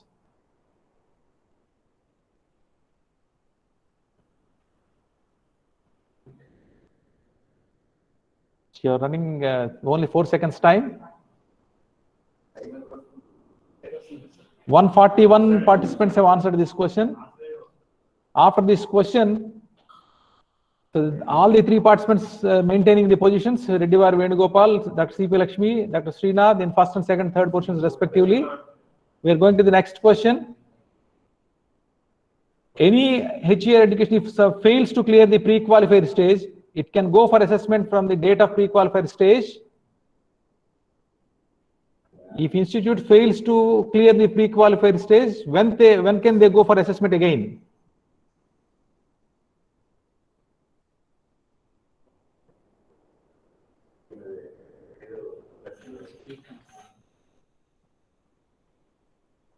"141 participants have answered.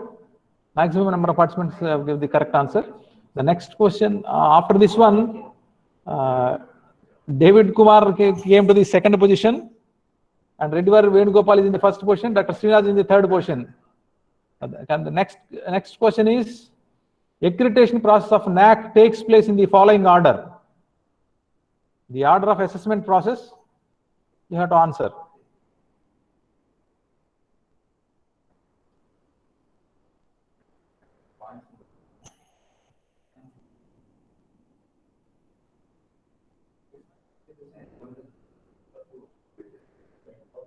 So 135 members have answered. After this question, Reddivar Venugopal is still leading, and we are moving to the next question. It's a true or false question. Once the HEA submits its IIQA, the NAAC will initiate DVV process. Is it true or false?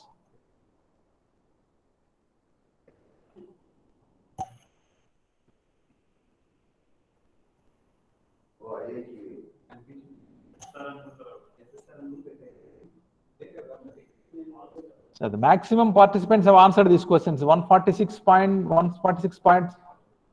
Participants have answered this question. After this question, there is no change in the positions. Reddivar Venugopal is still leading. The next question is, for conduction of SSS, student satisfaction survey, the HEA should submit how much percent of student database?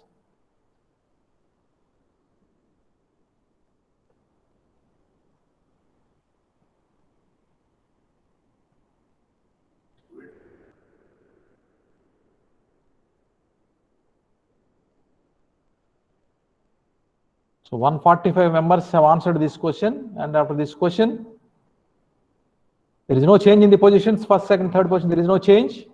And we are moving to the next question. The true or false question, having the ASHE code is essential for HEA to participate in this accreditation process. Is it true or false? ASHE code is compulsory or not? True or false?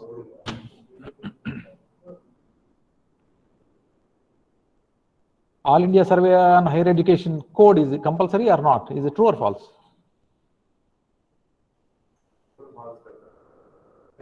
Yeah, 145 members have answered. Yes, after this question, the same positions are continuing, and then we are moving to the next question. It's a multi-select question, please remember.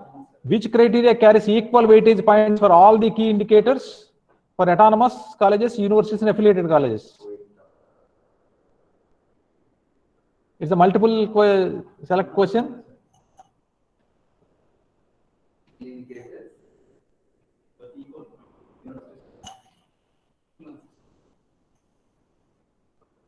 Yes. No change in the positions after this question also. We are moving to the next question. It's a quiz question again. The peer team visit has to be completed within how many days after clearing the pre-qualified stage?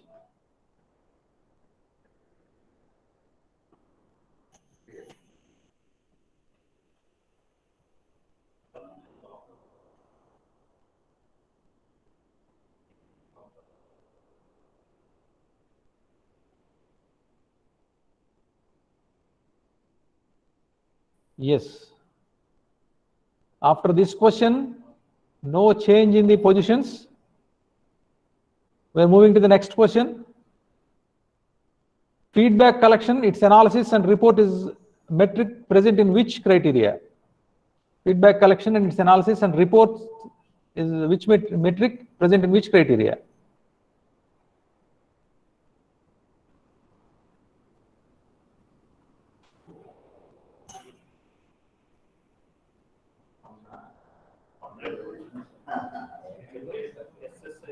Yeah.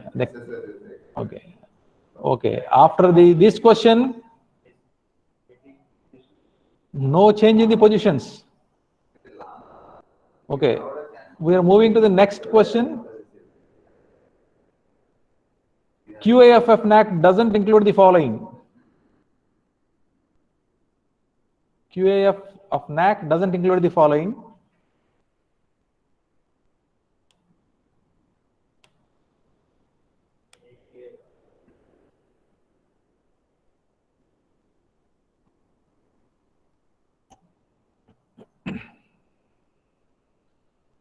Yes. Still no change in the positions. Reddyvar Venugopal is leading with 30,000 and odd marks. And the last question of this assessment, the quiz question, in SSR, current year refers to. Current year refers to in SSR.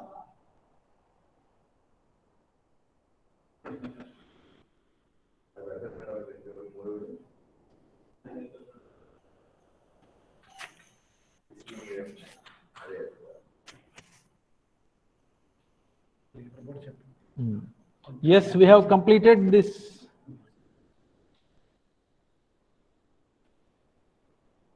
Yes, we have completed the assessment.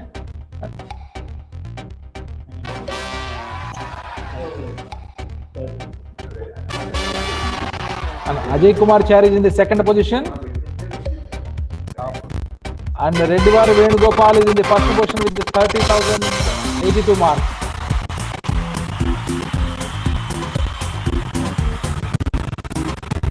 So we have completed our assessment now.